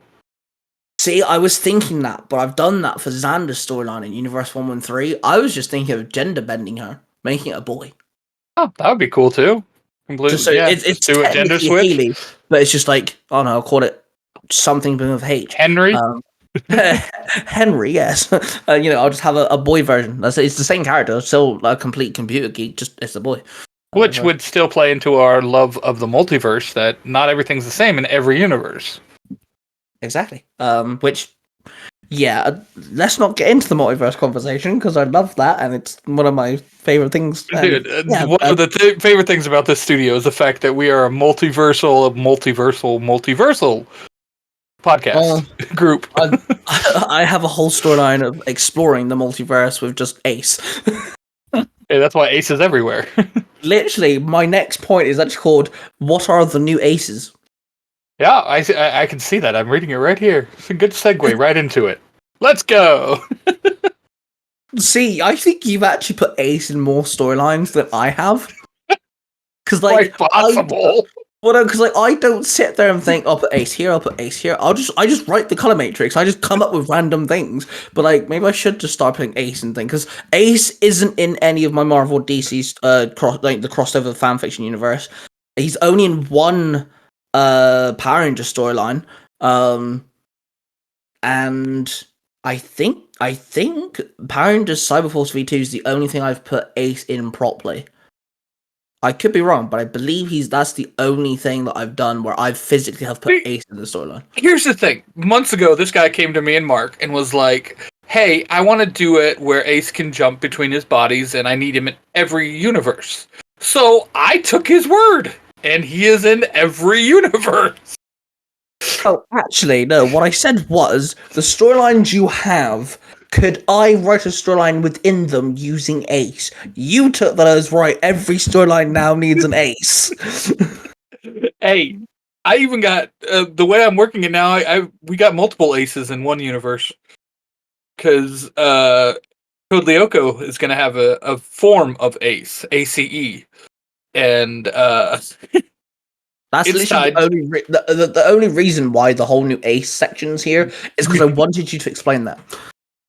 Well, so Code Lyoko, it takes place, Jeremy is the brains of the operation. If you know the cartoon, I keep wanting to call it an anime, but it's a French cartoon. If you know it, you know that Jeremy usually runs the computers and all the other warriors dive into Lyoko. Well, what I've done is I've made it where Jeremy can dive in too. He's actually one of the Lyoko warriors.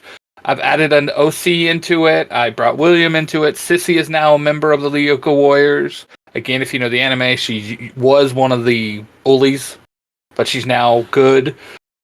So I needed a way for Jeremy to go on this big crossover mission with everybody to Alfheim Online, but I also needed somebody to run the computer system behind. And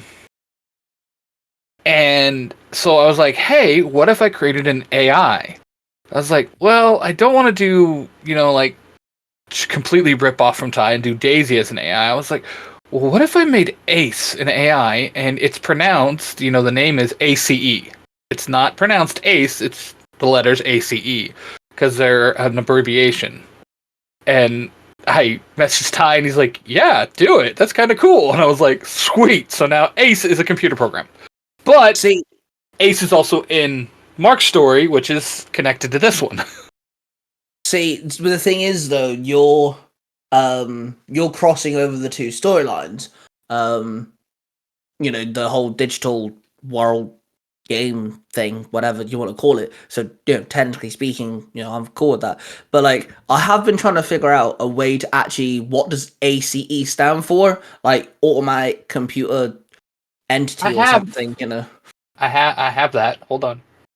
Because I put it in my writing thing. I was like, okay, help me come up with a name for what this stands for. I gotta find it though. Give me a minute, keep talking. Okay, here it is. Never mind. Artificial Cognitive Entity. Okay, so ACE. I got the last bit right because I said automatic computer entity, so I got the last bit right. So, Artificial Cognitive Entity, ACE. So. And then you've also put Ace in things like we've talked about Tales of the Cornish Institute. Yep. I keep saying Cornish Institute. It's Cornwall Institute. I don't know why I keep saying Cornish Institute. That makes no sense. What is Ace again in that? He is Shadowhunter, pureborn. He is the weapons master. So he's in charge of keeping up the weapons, training the young recruits with new weapons and whatnot. And then he's also in One Piece, right? Yes. But that's Axel Connor Eternal in that one. Yeah. He still gets called Ace, but I needed a way to make it different from the Ace that's already a character in One Piece. So, yes, he goes by his initials. He is the first mate to Mark's character, to Captain Trelawney. He's his first mate. So, and he has lightning powers. Yeah, red lightning powers, yeah. Yeah. I was going to say, hang on, I'm sure that's the one that has arc lightning, right? Yeah. I'm trying to think of the other storylines you've just put Ace into for no random reason. Well, we already talked about Sword Art Online, where Yes. Axel turns into Ace. I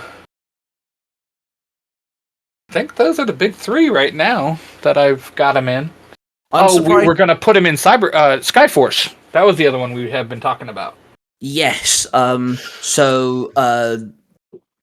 We'll mention how that's going to work because obviously you agreed to work on a color matrix chapter, and we'll implement that with the thing that we'll mention when it comes to why it's in the color matrix chapter.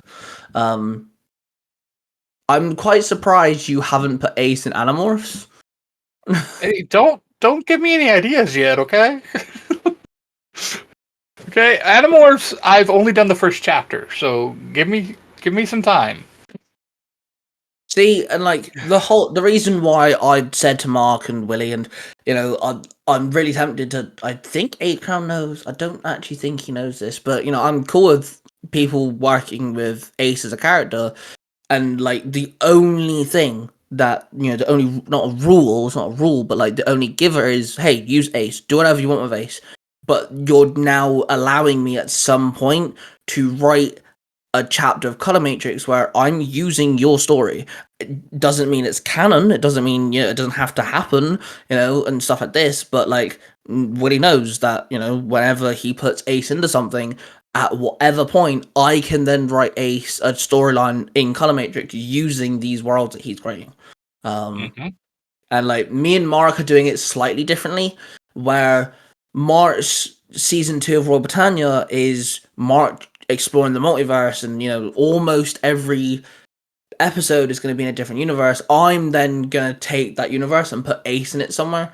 So like for example, the one that we've done together is his latest one is a Jason who kind of uses Rita's magic to make a fake world. He's completely devastated, his team's gone. At the end, Jason gets picked up by Universe 20, and they're like, dude, Mark's like, hey, come and get some help, come be a ranger again, etc., etc.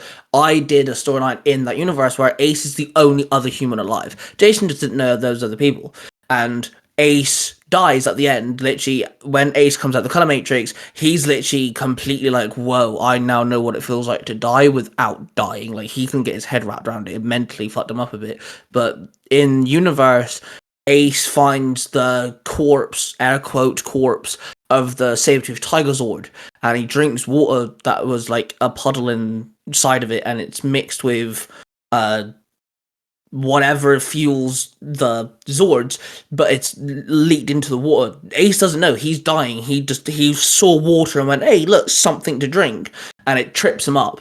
And this is the first introduction to David. Funny enough, he thinks he's hallucinating this black and white, very smart 1920 London looking character. He's actually black and white in image as well. That's how Ace describes him, and he thinks that he's hallucinating this David character. He's not. David's actually there talking to him. Just Ace doesn't know that yet, and he dies. Ace literally dies in the corpse of the saber-tooth tiger Zord, and it's just an idea I had because Mark said the whole world's gone to fight. Like, literally no one's alive. Literally Jason was the only person. I was like, hang on, I could kill off Ace in this. This really works. And yeah, it's just an idea that whatever Mark does in season 2 of Royal Britannia, where he's exploring the multiverse, I'm now taking that and going, right, Ace is here. And, we're working on his King Trelawney idea, where Mark's basically draconized. It's like an evil Mark. I've got him being a general, basically. We took the idea that Draken has Power Ranger sentries, and if you look, they're kind of like, the Red Mighty Morphin Ranger, but they now have capes and spears, stuff like that. We're doing that with a different Ranger. I'm taking one of the ideas and working around with that. It's just fun. It's just, Mark's not making up the aces, I am, but he's giving me source material to work with, so to speak. So I've got you putting Ace in things where I can just go, okay, let's see how this works. And then I've got Mark giving me source material where I can put the Ace into it. And it's just two different ways of coming up with Ace storylines. Well, it gives you an opportunity to write in different styles too, because, like you said, I created the Ace. He's in this universe. He's in this set parameters. Whereas Mark is going, okay, here's the world. Do what you got to do. Yeah. I don't know. I think I came up with Ace when I was a kid. Not exactly the kind of Matrix. My original idea for Ace was he could tap into other multiverse versions of himself and borrow their skill sets and ability. That was the first idea for Ace. and then I'm keeping that idea. Later down the line, the main mystery, Sparks, Twilight, and all them lot will actually give the Color Matrix an upgrade called the Battle Mode, and that is where Ace literally becomes the other forms of himself. And he can become a Power Ranger, and he is a Shadow Hunter and all this jazz, but that's later. But yeah, it's just, I like I said, I just asked if I could use universes, and you're the one that just went, okay, I'll put Ace in everything. Here you go. Here's a universe with every single one of your characters. But it's just like, I don't know. It's also kind of fun because the first chapter of Ace of Color Matrix, Ace goes to Universe 91, Power Ranger Cyberforce V2, because Ace is the leading ranger. And you actually came to me after you listened to it, and you're like, dude, that's not Cyberforce V2. Who's this? What's this? And what's going on? And I'm like, oh no, I have plans. And that fight scene that we see in Color Matrix is going to happen at some point, and things will get explained. But like, I can also, who knows? There might be a Color Matrix chapter where I do Tales of the Cornwall Institute universe. I may do something, and you might come to me and go, I'm actually going to make that into my end and make that an actual chapter. Yeah. We'll use that. We can work off each other and stuff. Make that actually happen. Yeah. Well, I know for me it's easier because like when I'm creating new teams, and most of the time when I create a team of characters, I always try to add in my friends. I always have a character that's my... Yeah, you know what? Shut your mouth. I always add a character in that's me, and then there's one that's my wife. And when you said Ace, I was like, okay, I don't have to worry about Ty anymore because I'll just create Ace, and that's Ty's character. Yeah. And then you created Daisy, so it was like even better because now I have somebody to be with him. See, the Daisy came about because I didn't want Ace to be a know-all. Like, I didn't want him just to go, okay, this is this universe, this is this universe, and blah, blah, blah. And I am trying to color code the multiverse as well. So, like, Power Rangers are green. Kamen Riders, I think I made blue. When he went to Friday the 13th, that was a black universe, because that's like horror, so that was a black universe. And stuff. So I am trying to, like, not exactly color code them, but, like, genres and stuff do have, like, they fall under a specific, that's why it's called the Color Matrix. But Daisy came about because I needed something to happen when Ace isn't using the Color Matrix, someone to talk to, and I didn't want to use people. I was like, hang on, why doesn't he just have like a Jarvis like type character, that sort of thing? And like I said, I use my fiance, but sometimes I use the name Daisy. I was like, hey, Daisy's actually like a nice name, it's a very pretty name, so I thought, fuck it, let's use that.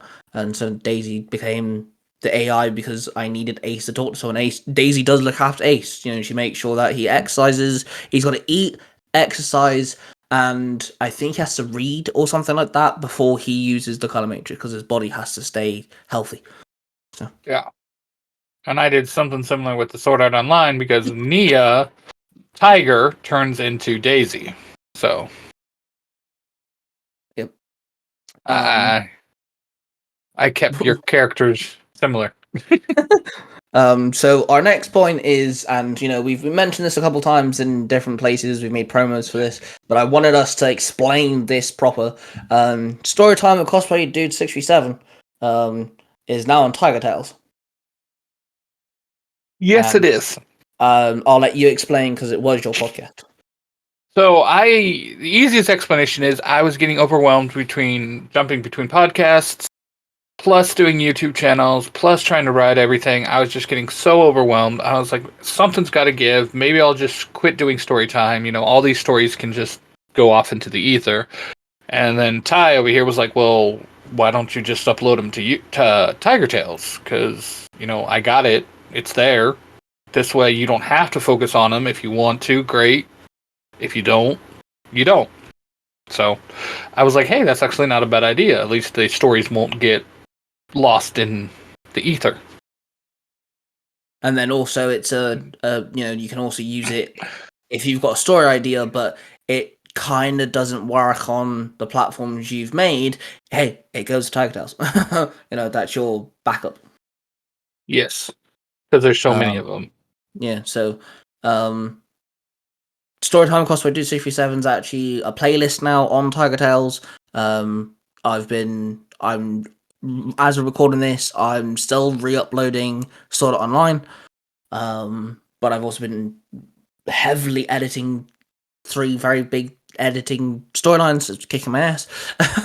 So it's taking me a while. But so they've all got their own separate playlists as well. But you will find a playlist literally called Storytime Cosplaydude637. It's just got every storyline that every chapter Willy will upload. So it's got X-Men, which is on Marvel Universe 19's X-Men. It's Shadowhunters. What's Shadowhunters? Is it just called? No, you've actually called it something. It's not just called Shadowhunters Blood Ties. That's it, Blood Ties. It's Sword Online Dark Forest. Mm-hmm. Am I missing one? Well, it's not on Tiger Tales, but you are missing one. On Kingdom Game Hearts. Over. That's right. Yeah, Kingdom Hearts Light of Truth. Yeah, so you put Kingdom Hearts Light of Truth on Game Over because it's a video game. Video game storylines go there. And I've said to you, technically speaking, the only channel you wouldn't but upload on is Tiger Tales Mysterious Origins. Because that's my mystery universe. Literally, that's the only one that you can upload on. Like, all of them are, available to you. And eventually, when you, let's say you do another gaming one, which you are planning on doing another one, a gaming storyline. Yep. Then once there's more than one storyline on a channel of yours, that's when there'll be a Storytime with Cosplay Dude playlist. So, yeah, it's just... When you said that you were like planning on giving up and stuff, I was like, well, I have storylines I don't touch for a while. Like I did in January, I did a full-blown Universe 113 month, and I haven't touched any of the storylines since. And we're now recording this in July, so that's Power Rangers Foundation, Ventral Vanguard, Kamen Rider, Gaim, Apex Rangers. They haven't been touched in months, and I'm like, I'm cool with that. So I'm like, well, if you want to re-upload them onto mine, and you don't touch them for 8 months, who cares? They still exist, and it's just like, it's cool as well, because, I trust you, we're parabatized, we always work together and stuff, things like this, and, all you then have to focus on is writing it and recording it. That's it, because then I can do the intro, the outro, I can add in a promo if you haven't, or anything like that. I don't mind doing that sort of stuff, and then it goes on to Tiger Tales, and it also puts your name out there more as well, because obviously I might have listeners who don't know who you are or don't listen to your stuff. So when they do find your stuff, I always say, hey, this is Storytime. Willy's also got other things, So yeah, it's just other things. Yeah, like, that's because I've also said to you that, if you ever want to revive Fairy Tail, you can put that on there as well, which you said that you are tempted to redo it without voice actors. I am planning on that. Yes, I'm planning on redoing it without voice actors.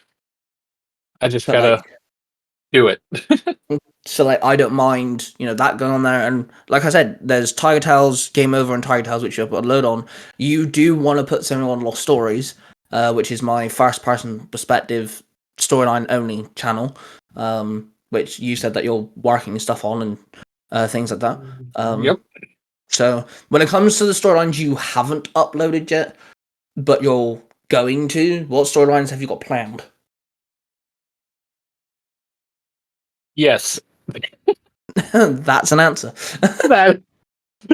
Nothing like putting me on the spot while I'm scrolling through something else.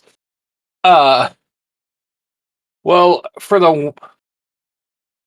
your first person one, I'm working on a Ruby storyline, which I'm sadly stuck on, so I'm just kind of like, I don't know if I want to call it the end of the chapter or not. And well, it's not like you have a writing genius able to message whenever you want. That helps wow, so, Mark a genius. That's harsh. You cheeky got up on me, you fucking copy break. But I also think if I do the Persona 5, I want to do it in the first person of Joker. So I think those are the 2 main ones right now I'm looking at. And we have the one for Game Over I'm doing. A Mega Man storyline. I was going to say, if you want to name it, I don't care. Yeah. Well, it's Mega Man, and I'll leave it on that, because there's a lot of Mega Man. Funny enough, the Mega Man you're doing, I've always wanted to do a Mega Man, but a different one to what you're doing, and I can still do it because you're not doing the one I wanted. I was like, when you told me which one you wanted to do, I was like, hey, I could still technically do the one I want to do, so that works. Yes. So we could even have our Mega Mans meet up. It'd be a Mega Man Mega Pest. I don't actually know if that's possible. I don't even know if that's possible. I don't know how that would work, but I'm sure we'd figure it out. But yeah, it was just, we've made promos about it and stuff because we want to tell people that, hey, because I now have access to Storytime. I've literally, just because it's just easier so I can download things, basically. I've seen the numbers, and Storytime has done phenomenal, especially when it was just you recording. You didn't have, big musical outros, you didn't have AI or whatever. It was just you. Your numbers were like in the 200s, in the 300s, and it's just like, the dude's good at what he does when he actually gets up off his ass and has the fucking self-esteem to fucking do it. He's actually pretty good. So I was like, I don't want this to drop. I don't want this to go, and so that's why we've now made promos and stuff for us both to use, haven't we? That we can just tell people, hey, it's gone to Tide House. It isn't gone anywhere. He's still doing these storylines. And there's also new stuff like your Sword Art Online Cornwall storyline that's also been added to Tiger Tales as well, because you want them to be in the same universe. So you're like, hey, why don't you put on Tiger Tales? Makes sense. Yep.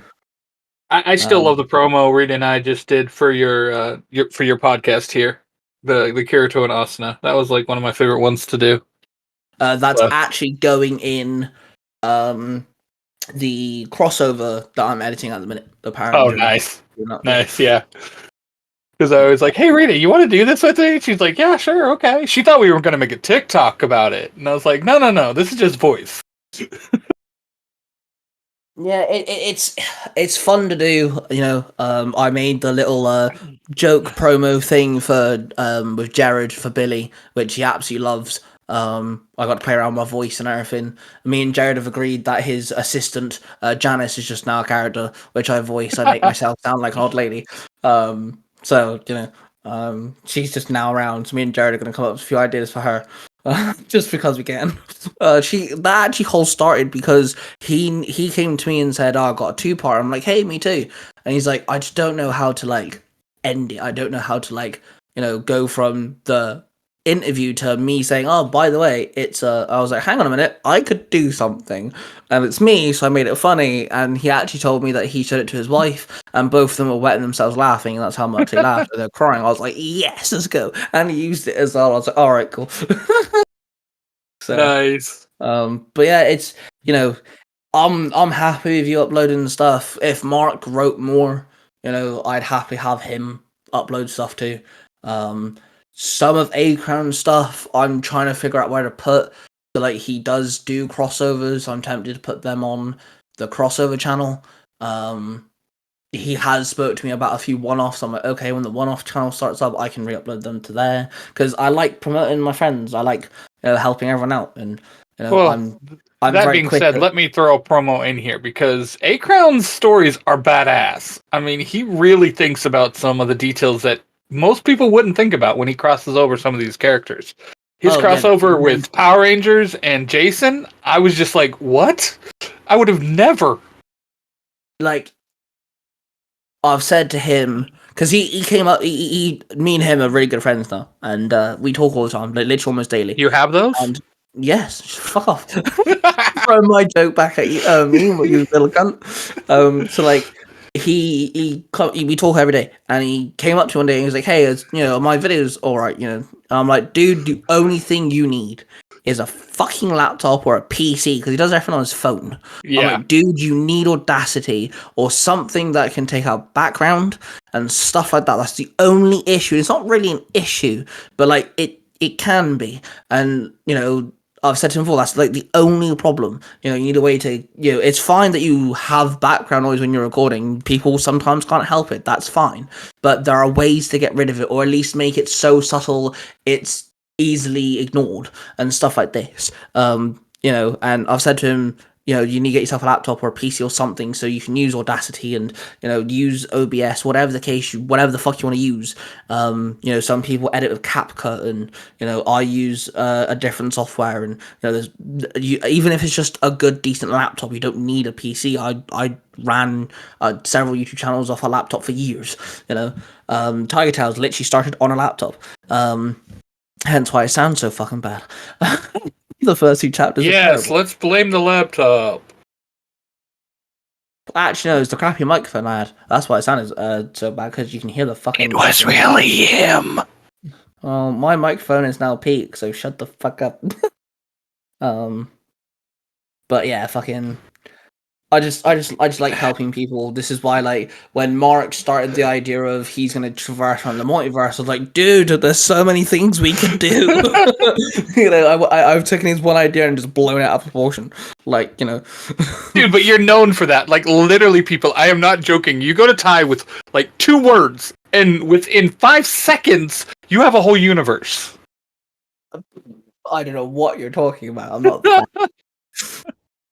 I have actually been really tempted to, like, do some. Okay, TikTok's a bit of a wank place to do it in, but, like, I have been tempted to somewhere, like, if TikTok was nice to me and lives were nice to me, I'd love to do things where, I go live, you can see my computer screen, you can see me writing, and people can just throw stuff at me.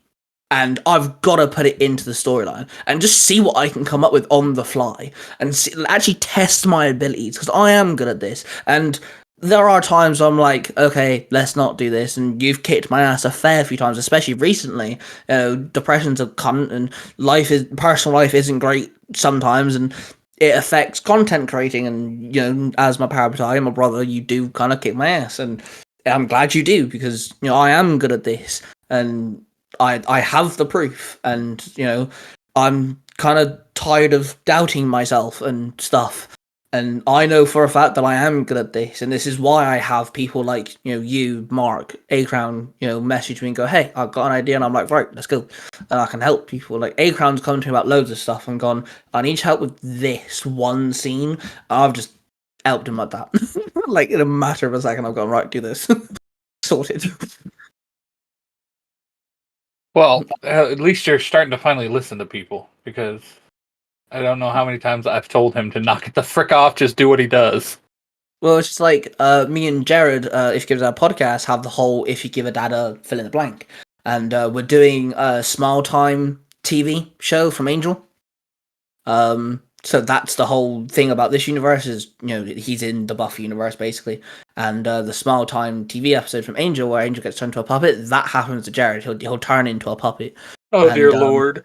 And the other day, I'm literally, that's the next thing I'm working on. Because I need to get that done, because it takes Jared a little while to record them. So I said to him, I was like, how we have just left your wife in the background in the last 2 chapters? What if we gave her something to do? He's like, what do you mean? I was like, well, you're in the Buffy universe. What happens at the end of season 7? And he's like, a lot of women become slayers. I'm like, ta-da! And he's like, cha-ching! And he was like, dude, that's actually really good. I'm like, yeah. And then he was like, so does that mean my wife's now gone off to train with the Scooby Gang? I'm like, yeah. And then I kind of rambled on and just went, think about it this way. You fall asleep on the couch because you're tired looking after the 2 kids all by yourself, and you wake up to your son glued to the TV, getting his soul sucked out of him because of the puppets. And he's like, dude, that just works. I'm like, yeah, I fucking know. No, duh. I know what I'm doing. But to be fair, you kick my ass a share plenty of times too, so because we both suffer from the same disability.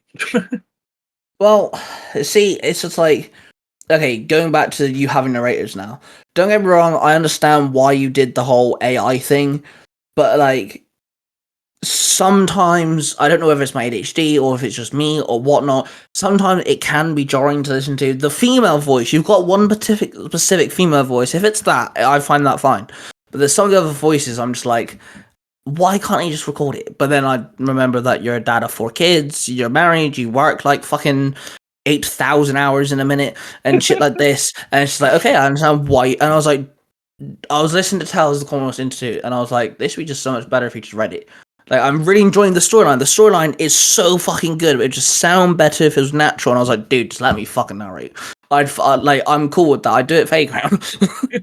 You know? Yeah, when you came to me, that's when my brain clicked and went, well, I guess I could ask people, because you know as well as I do, it's so hard to find voice actors that are willing to do it and, not want to be paid for it. So we have a small group of voice actors, but I hate using them over and over again. But we have to. Which is weird, because in editing this crossover that I've been working on, the Power Ranger and Green Lantern one, I've realised that I've done 3 things. One, I've got new voice actors I've never used before. And it's just like, you can tell that I've never used them before as well. The lesser known voice actors that I've used, who like my Scarecrow voice actor, he only voices Scarecrow at the minute. My Bane voice actor, he only voices Bane at the minute. Stuff like that. They've actually got roles in this. And then the people that I always use have done something that they've never done before. You're playing a villain. A-Crown's playing Atrocitus. He hasn't done big, dark, deep, growly voices, with me before. So I've actually given the voice actors I always use something different to do. The voice actors I've only used once or twice new stuff to do. And I've got brand new voice actors. And so, like, in the beginning of this crossover, I'm gonna do, like, an author's note sort of thing, where I'm like, there are new voice actors. The voice actors I always use are doing something new. Because, like, my voice actor for TJ, I've never worked with him before. I didn't even know what he sounded like. But he has a really strong accent. Like, it doesn't sound like TJ whatsoever. TJ's an American dude, but he's not American. So, like, I have to... I'm not doing it because I don't want, the flack or anything, but I'm just going to announce that, I'm using this as a test to see if these people are going to stick around. I'm, allowing my voice actors to do new stuff. Like, you're playing a villain. You're not used to this sort of voice acting before and stuff. So, like, I'm kind of playing the waters. I'm using this crossover to do that. And so I'm going to make like a little author's note, like, hey, let me know if you like what I'm doing here. But yeah, you're right. We are kind of like stuck. Not stuck. We haven't grown the voice acting pool just yet. Yeah. Well, speaking of voice acting, it's not on your list, but I'm going to throw it in here anyways. Ty here has become an amazing voice actor. He has really been doing a range of different voices, both with the computer and on his own, and he needs to stop doubting himself and put himself out there more. So if you're listening to this, you can message Ty. Trust me, he's a good voice actor. Ty, whoever you are, apparently you're a good voice actor. Knock it off, bro. You know who you are. Yeah, I mean, it's something I really enjoy doing. I've played around with my voice and using Audacity as well, because that does come in handy a lot. Jarvis, I make myself. I wouldn't say I sound posh, but like I don't know if I sound just like Jarvis, but I'm getting closer to sounding like Jarvis. I was, air quote, was in a project where I played Finster, the bad guy in Mighty Morphin Power Rangers, and I'm now Mark's Finster as well, and he sounds nothing like Finster. I don't think he sounds anything like Finster anyway, but everyone seems to like it. I'm now Rosfer. Yep. For you, because you liked the way I did Rosfer. You're going to be Loki. Yes, which I'm really tempted to actually, because it's a whole thing of my voice. It's a first person thing. I'm really tempted to play up my voice still, so I'm not going to sound like you're not going. It's not going to be a case of you're not going to tell what I'm saying, but I want to make it so I'm not just talking. I'm going to make it so I sound a bit more ominous, a bit more daunting and shit. So that'd be kind of fun to play with. Which we agreed that I'd be Loki in sort of online anyway.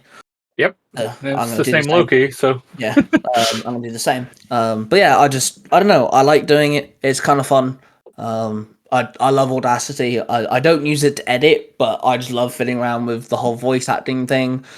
Janice, the whole Jared's air quote assistant. That was just me dicking around. I was like, right, how do I make myself sound not as like an old lady, but I wanted to be the ditzy old, secretary that never gets anything done sort of character trope, and that's what came out. That's what came out of it.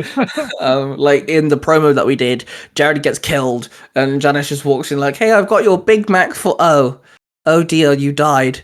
I'll just eat the Big Mac for you, sort of thing, you know. I was dying at the end of that promo. I was dying. I was laughing Um, so hard. I was like, "Oh my well, god, that's great!" yeah, it's just fun to do. Yeah.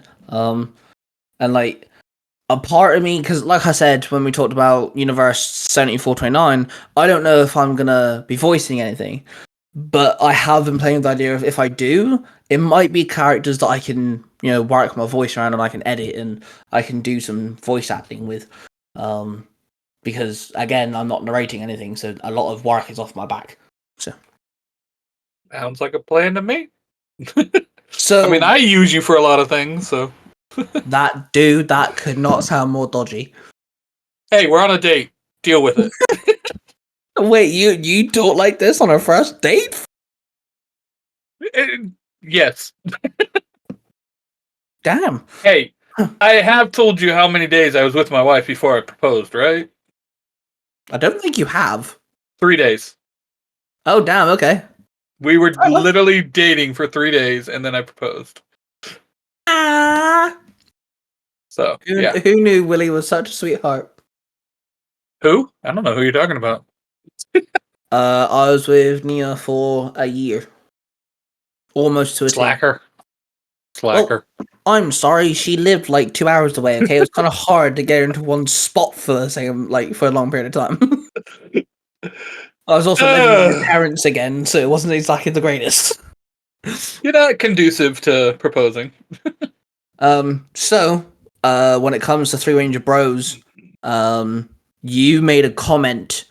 I asked people for crossover ideas, and you piped up and made one simple line. It was like 8 words. Yep. And now this has become a huge fucking thing. I mean, it's a giant ordeal now. And I'm so fucking excited.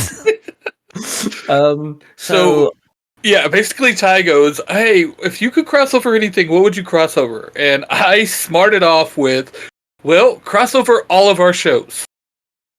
And thus Ty ran. when he says all our shows, he means the Power Ranger stuff. Power Ranger and Kamen Rider stuff. So 2 years ago, at Christmas time, Willy came up with the idea of, hey, let's all have our, teams just have a Christmas party. And I went, what if a bad guy turned up at the end? And he was like, well, I'm not writing a fight scene. I went, hello, have you met me before? He was like, all right, you write the whole fight scene part of the crossover. And that's exactly what we did. But then we didn't want that to be the whole reason how everyone, we didn't explain how everyone met and stuff. They just knew each other. But we wanted to explain how they all knew each other. So we're like, how about we just make William Cranston, my mystery character, just wipe it out from existence? It's like a test. That's what it became. It became a test for the Rangers to work together. And there's actually a line that Shinon threw at him, like, did you have to do it around Christmas time? Sort of thing. So I think that was the point where where William officially became the plot hole fixer. It was literally at that point. So you made that line, and I was like, "What do you mean by?" I messaged you privately. I was like, "What do you mean?" He's like, "Just put them all together."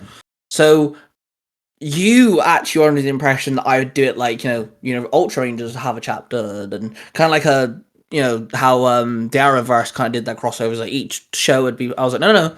If we're doing a crossover, we're doing a crossover. So, it's now going to be a case where we've got an idea, which heavily affects William Cranston and Takeshi, which are the people that kind of deal with Kamen Riders and Power Rangers in my lore.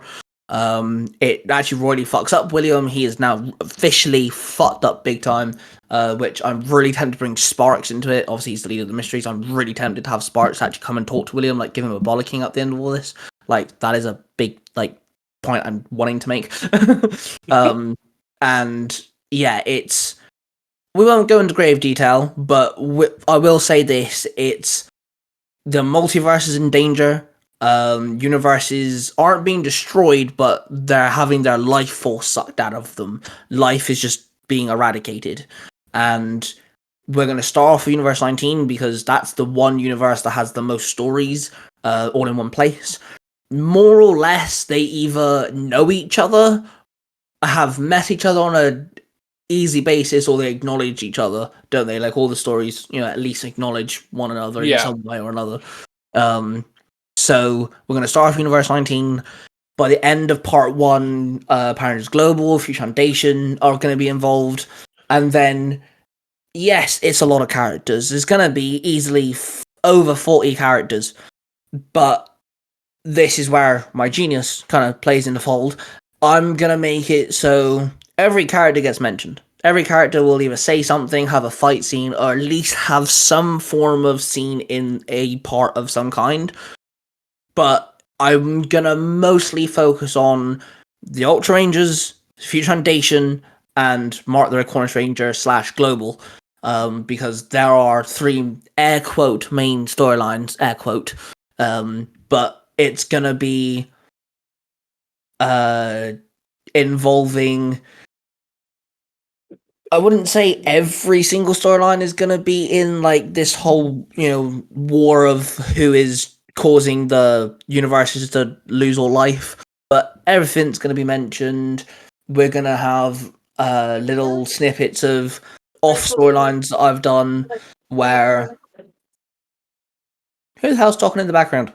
Rita. Rude. I've got to stop flirting now. Rita's around. God.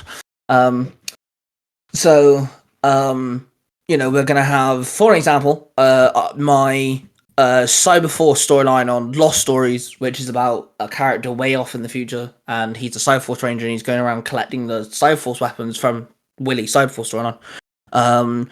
He's going to be in it, but he's only going to be in it for a couple minutes. His universe is going to be one of the universes that get wiped and get their life force sucked out. And so I'm going to play it cleverly. I've also... been playing around of inviting some other Power Ranger-esque storylines to be involved that also have their life force sucked out of them and get eradicated. Obviously, well, I've already got approval for one of them. I can tell you that. I got approval for one of them, and I think if I know for a fact if I ask one, she'll say yes. And then I have been kind of tempted to ask one person, but I don't know, because not everyone agrees with him, so I'm just like, do I not? I don't know. Oh, is it the one that's burned both me and Mark? And me, yes. I think. Oh, wait. It's me and you he's burnt. He hasn't burnt Mark yet. Oh, yeah. Okay, that's me and you, yeah. Yeah. So, I'm playing it cleverly. I've had some critiques of my Putty Invasion crossover that I'm going to take in consideration. I'm not going to have each part hectic, and we've all spoken about it. I'm working with everyone's storylines here, so I'm going to you, I'm going to Mark, we're talking about it in our meetings and stuff like this. Yep. And this is why part 1 is focusing on Universe 19. That's all it's going to focus on. Mark and Dante have like a couple lines at the end where they come into it, but that's it. That's literally it. I'm not limiting myself to a number of parts like I did with the Putty crossover. The Putty crossover, I said from day 1, is going to be 5 parts long. That is it. That's what I'm doing. But I'm not doing it with this one because I want to tell a good story and I want to do it well instead of working with the rules I had or whatever. Which also works for you because, like you said, you have all these storylines, to the point where you're really tempted to throw away Storytime Cosplaydude637.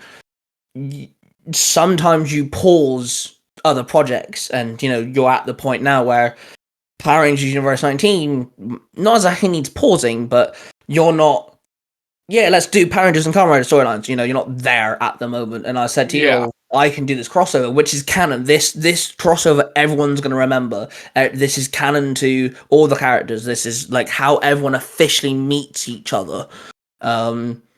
A lot of the characters know, so Universe 113 knows Universe 19. One of the characters from all of Future Foundation knows all of my other storylines. Mark's met most of our stories, I think, at this point. I think he doesn't know Cyberforce V2. I know that for sure.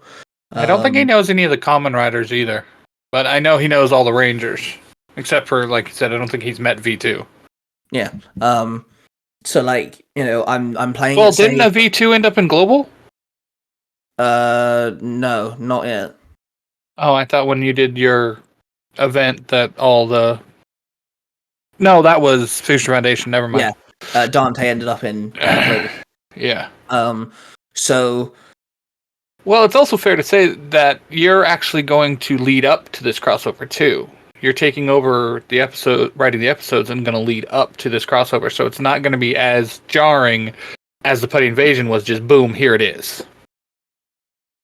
Yeah, that's very true. With Putty Invasion, I did have end credit scenes for Mutants Fire, War Against Gotham, and Red Lantern, where portals just opened up and Putty started raining. But I'm gonna Future Cyberforce V2 does have an end credit scene which links to Cyberforce. Now that is literally happening at the same time the invasion currently kind of goes on. But yeah, I will be writing Universe 19 for you. So one chapter for every storyline, including my own two as well. They'll be included in that as well. Oh my god! Yes. Finally. But like I was saying, you're at the point now where you're now forcing yourself. If Universe 19 gets content, you're forcing yourself to do it. And Yeah. You've kicked my ass into the whole don't write stories you need to write stories you want to write. Yeah. You don't want to write universe, which is fine. That happens. Not everyone watches the same TV show all the time and plays the same game all the time, eats the same food all the time. It's the same for this. Yeah, your mind shifts, Sometimes you get ideas for different things and you want to focus on that. Hence why I'm like heavy on Sword Art Online right now. But it's not that I don't like Power Rangers, it's just right now nothing's coming to me. And then Ty comes to me with all these ideas and I'm like, have at it. Yeah. It's not like I'm taking over. You have said to me, look, this needs to happen in Cyberforce. This is what I wanted to do with Ultra Rangers. I'm like, okay, I'll make sure I do this. You wanted Ultra Rangers to have for the first time all 10 Ultra Rangers in the same fight. Yep. That I'll make sure happens. Stuff like that. So you get a break. break. We'll finally see two of them teamed up with the whole team finally. Yeah. So you get a break in two senses because I've now got to write Universe 19 for every chapter. Every story gets one chapter off me. But then the crossover happens, which is canon. So you don't have to touch Universe 19 for a while, because I even said to, the pair of you, this might go on for a couple of months.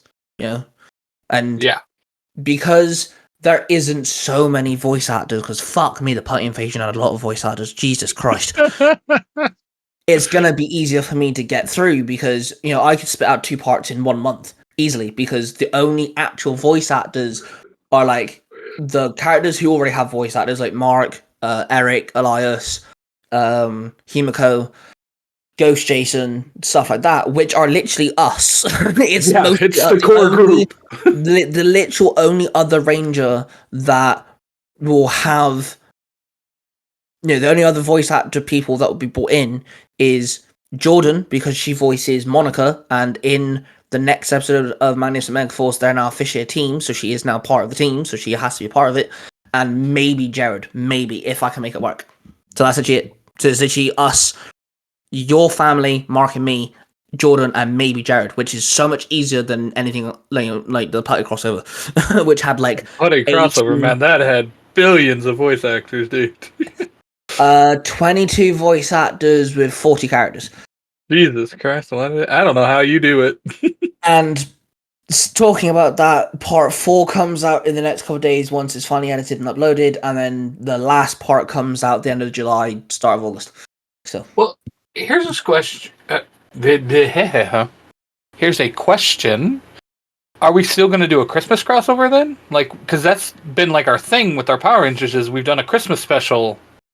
Well, at least with our Power Ranger universes, because the last one was a Kamen Rider special. So here's the issue is the crossover that we're doing will most probably drag into next year. So the Ranger's already in a crossover. Okay. But saying that, I'm happy to do a Christmas crossover because there's other things we have. There's other things we can do. There's other storylines. I'm so happy to make it every Christmas. We do a Christmas-themed crossover, but it doesn't have to be Power Rangers and Kamen Rider each time. Let's play. We've done a Power Ranger, and we did a 3-Ranger Bro overarching Power Rangers Kamen Rider one, and we did a Kamen Rider one. So why not play with something else? Let's use another set of storylines we have. I'm so happy to do that. Yeah, and it makes sense. And I can get behind that. That's something we should probably bring up in our next meeting, though. yeah, and we can. I know. Okay, so this is where Mark kind of falls to the side because Mark literally only works on his Royal Britannia, and then he does storylines for Universe 19, which I forgot I have to include Beetle Troopers in this crossover. Which I'll need him to actually write a chapter. Actually, I need to talk to Mark about that. And then he does something for Marvel Universe 19, which kind of hasn't happened yet. Mark, hurry up. Get on it, Mark. Come on. Yeah, Mark, come on, damn it. And that's literally Now it. you're the only one, dude. Like, he doesn't have all these, storylines like me and you do, but I'll make sure, I'm the writer here. I'll make sure that whatever crossover we do, I'll throw in Mark in somehow, whether it's Mark the Corner Stranger, whether it's a version of Mark that you've made or I've made, the Cornishverse, whatever the case may be, we'll make sure Mark's included. Yes. So I'm so happy to do. I actually, saying that, I do have an idea for a Christmas themed crossover, which we can bring up in the meeting. But again, that requires me writing one of the Cornishverse storylines beforehand, which I can easily do. But yeah, Christmas crossover. I'm so happy to make yearly Three Ranger Bro Christmas crossover, but it may not be Power Rangers and Kamen Rider theme every time. Yeah, which it makes sense. We have so many stories to deal with. We can branch out. Yeah. So we've been rambling on for ages, which is great because I wanted us to, tell everyone what's going on, what we're working on, stuff like that. The last thing I want to mention, simply because, we're doing it for each other and I want people to go check them out, we've started doing reaction videos to each other's storylines. Yes, we have. So, I finally started. You've been doing them. So I've got a reaction channel called Tiger Reacts. I don't just react to storylines, I react to anything on YouTube. Music videos, trailers, and that sort of jazz. And I started reacting to Tales of the Cornwall Institute, which obviously is we spoke about. And then Willy did a Kamen Rider Ghost air quote adaptation, because they're kind of adaptations, but they're kind of not, but they kind of are. Which is about me. He made Ghost me, and then ties. That's right. Ty is Ghost. Yeah, and then Mia's involved in things like this, so I wanted to react to that because hey, it's about me. And then you kind of reciprocated it in that, and you kind of reacted to one of my storylines. Yep. I reacted to your Avengers storyline because I was like, this is a really good story. I want to react to it. So, yeah. So you upload that on... I think that's just on my regular cosplay, my regular YouTube channel. Yeah, which is Cosplaydude637. Yeah. So, question for you. If you could have me react to any one of your stories I don't react to yet, which obviously there's only two. So if you could have me react to any of the storylines you do, you can name a couple. What storylines would you want me to react to? Well, I already understand why you don't react to one of them, because you don't know the story behind it. But I would love to see you reacting to the Cornwall saga of Sword Art Online, because again, you're in that. Ace is your character. Probably this Persona 5 one, seeing how you told me that you like Persona 5. So I would love that one, and maybe even He-Man once I get back to writing it on Nostalgia Time. Okay, yeah, I could do He-Man. I haven't watched anything to do with He-Man in a long ass time, but it's fine. You're kind of making it your own things. That's cool. Yeah, my He-Man story has nothing to do with the actual He-Man story other than the names. I'm trying to think of a storyline that you could react to of mine that isn't Avengers. So I guess another question is: are you planning on reacting to any storyline I put on Marvel Universe 19, or are you just sticking to Avengers when it comes to Marvel Universe 19? Well, I want to react to more, and I want to I kind of want to do it where I'm reacting to stories that you just did, because I've listened to almost all your stories, so I want to do it to where it's a fresh listen and you're getting my reaction. So I right now, as they come out, whatever story you throw out next, I guess. that's new, I should say. Oh, okay. I'm thinking a second. Because I'm trying to think of something that doesn't go on Tiger Tales, because obviously Avengers is on Tiger Tales. Okay, so I'm working on a parent universe of specifically for Lost Stories. It's only Lost Stories. When I say Power Rangers universe, it isn't Power Rangers. It's based in a universe where Power Rangers exist, but the whole point of it is exploring the attributes of Power Rangers without the Power Rangers in them. So let me explain that for a second. So for example, we have the Ninja Academy in Ninja Storm. So I want to write a story based in the Ninja Academy where there isn't Power Rangers around, but there's going to be, people that are ninjas that can do stuff with wind, lightning, water, earth, and that sort of jazz. We've got the Order of the Claw from Jungle Fury, which is actually what I've started writing. Where, you have people with animal spirits and they kind of run into issues and they kind of have to learn to work together, and they're martial artists and stuff like this. We've got the whole okay, I know samurai isn't the best storyline in the world, but you've got symbol power, so I want to do a bunch of samurais back in the old days where they didn't have phones that could write symbols. They had to paint, they had brushes and stuff. So I want to work on that. I really want to write a storyline where you've got what's it called? How in Dino Charge it ends with like dinosaurs existing. I kind of want to play around with that, and I want to explore the world of Power Rangers, but without including the Power Ranger one. So I wouldn't say I'm halfway through. That's a bit of an overstretch. I'm about a page in, but I've started writing a storyline called The Order of the Claw, and it's literally about. And again, it's Lost Story, so you're only seeing it from one person's perspective. But when I asked you about Mikhail's favorite animal, it's for that storyline because I put Mikhail into it, and the animal that you picked is his animal spirit, and he's a part of the academy. He's part of the school, so it's gonna be about. I think I made 3 people. Yeah, it's 3 people who they're friends. They grew up together. They're learning their animal spirits and stuff like that. But then someone does something they shouldn't have, and the main character gets blamed for it. And now it's a whole how does he prove his innocence? Who's he going to go after? That sort of storyline. But it takes place in the idea of Jungle Fury. So animal spirits are a whole thing, and they can summon the animal spirits, and they do look like Zords, kinda, but because that's Power Rangers for you. But Power Rangers aren't gonna show up. There aren't gonna be Power Rangers in it. So I think when it comes, if I want you to react to something, I think it'd be the Order of the Claw. Okay, I can do that. Like I said, I just want it to be something I haven't already listened to that I already don't know the storyline to. You know what I mean? So it's a fresh reaction. And technically speaking, I guess the 2 things that I'd say that you could react to would be 3 things. The one-offs that I do, because, yes, they may exist in universities you've heard, but they'd be one-offs, so you could always react to my one-offs. Yeah. Crossovers, because obviously I'm doing, I'm throwing 2 things together. But then there's also the color matrix, because technically speaking, you don't ever have to listen to them in order. Unless there's a part 1, part 2 scenario.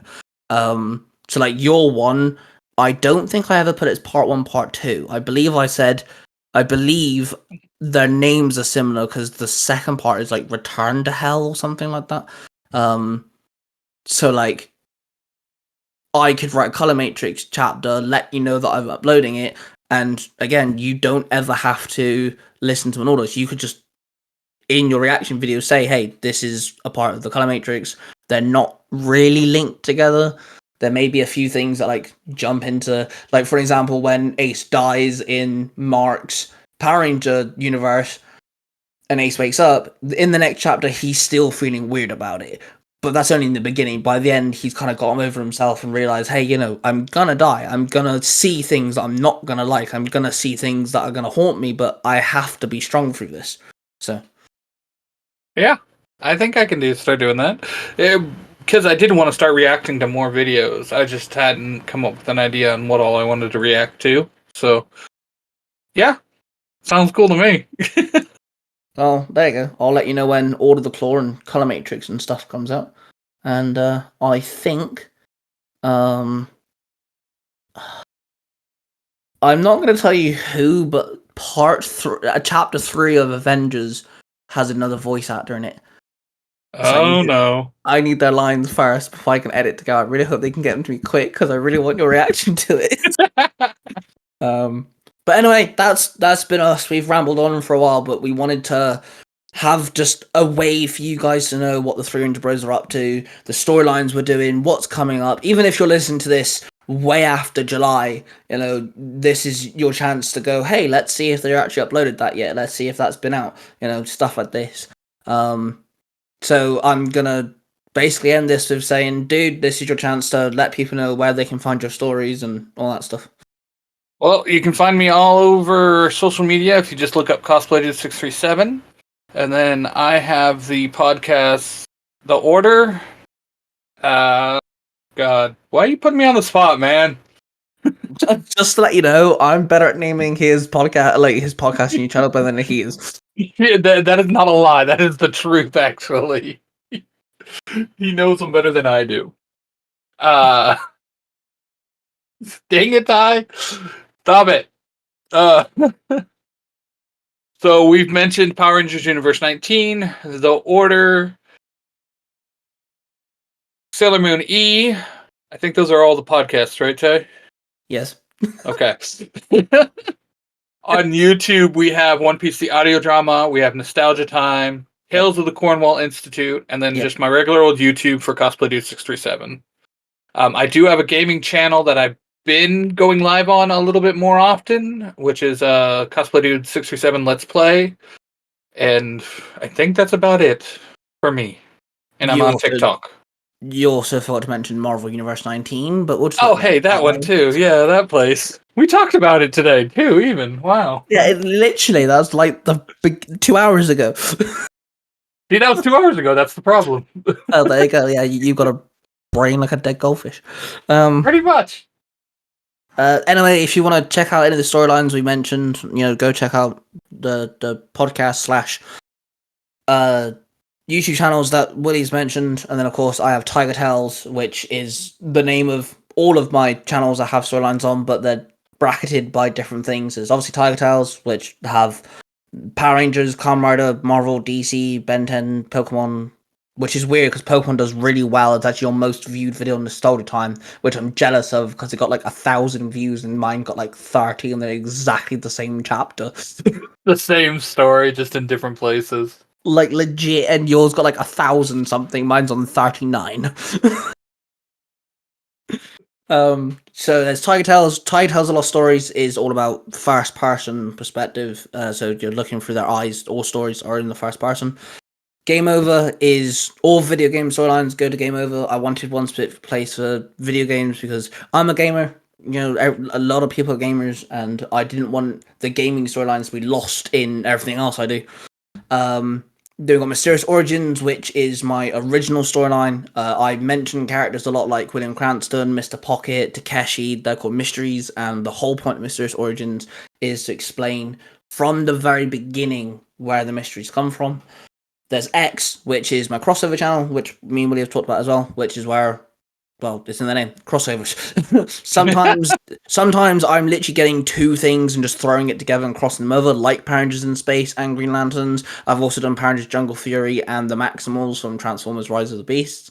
I've also got a little storyline coming out called The Battle Dome, which is where Mark is the Game Master. He's the mystery called the Game Master. And in every single... they're very short. Think of death battles, basically, but in audio form. And the first one is Zack Taylor, the Mighty Morphin Black Ranger, versus Dante Securis, the Future Foundation Mighty Morphin Black Ranger. So basically, you're just going to hear two people fight. One will kick the other one's ass, and then it's done. And then there's also going to be crossovers like Willy did his Shadowhunters storyline, which is Blood Ties, crossing over with Supernatural. That's been put up there. I'll also be putting the Putty Invasion as a whole, one big thing you can listen to up there as well. So you'll hear different types of crossovers. Saying that, I need to put the Christmas episode on there. Both of them, don't you? Yeah. Yes, I might do that at Christmas time. Hey guys, check these out. And then there's going to be one-off, which of course is, like we mentioned, where one-offs come out, and then eventually there'll be universe. I don't actually remember the number. I haven't memorized it. 7429. There you go. It's right in front of me. And again, that'll be just new storylines all woven into one universe. I wanted them to all be separate. I'm doing something different with these storylines. They're going to be narrators and voice actors, and yeah, it's just too different to be put in anywhere else. And I really keep forgetting to mention this because, you know, it's me and I need to edit chapter 1. It's part of the 3 things I really have to fucking edit. But I do have a podcast called Tiger Tales, The Fiction Fighters, which is a storyline where fiction's been banned. The government decreed fiction to be the source of all evil, where violence, drug addiction, all that comes from. So, you know, storybooks, video games, movies, all that, they don't exist. They haven't existed for years.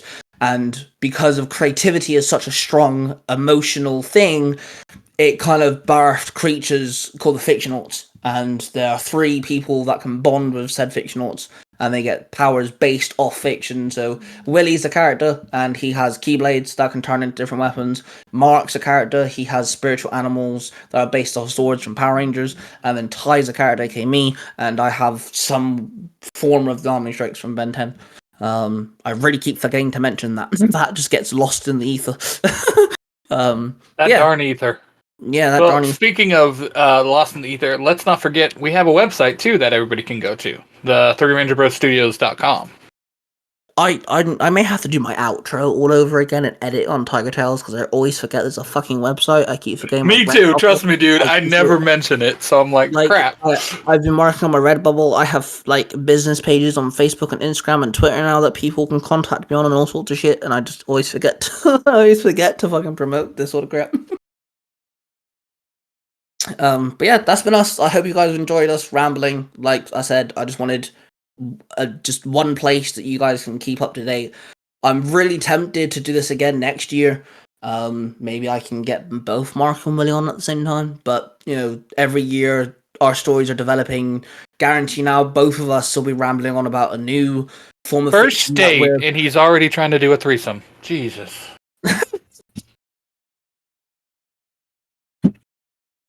I'm done.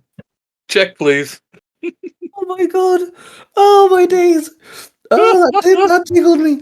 Holy shit. My eyes are watering. Oh, fuck. First date and you brought me to tears, mate. Well done. Anyway, wow.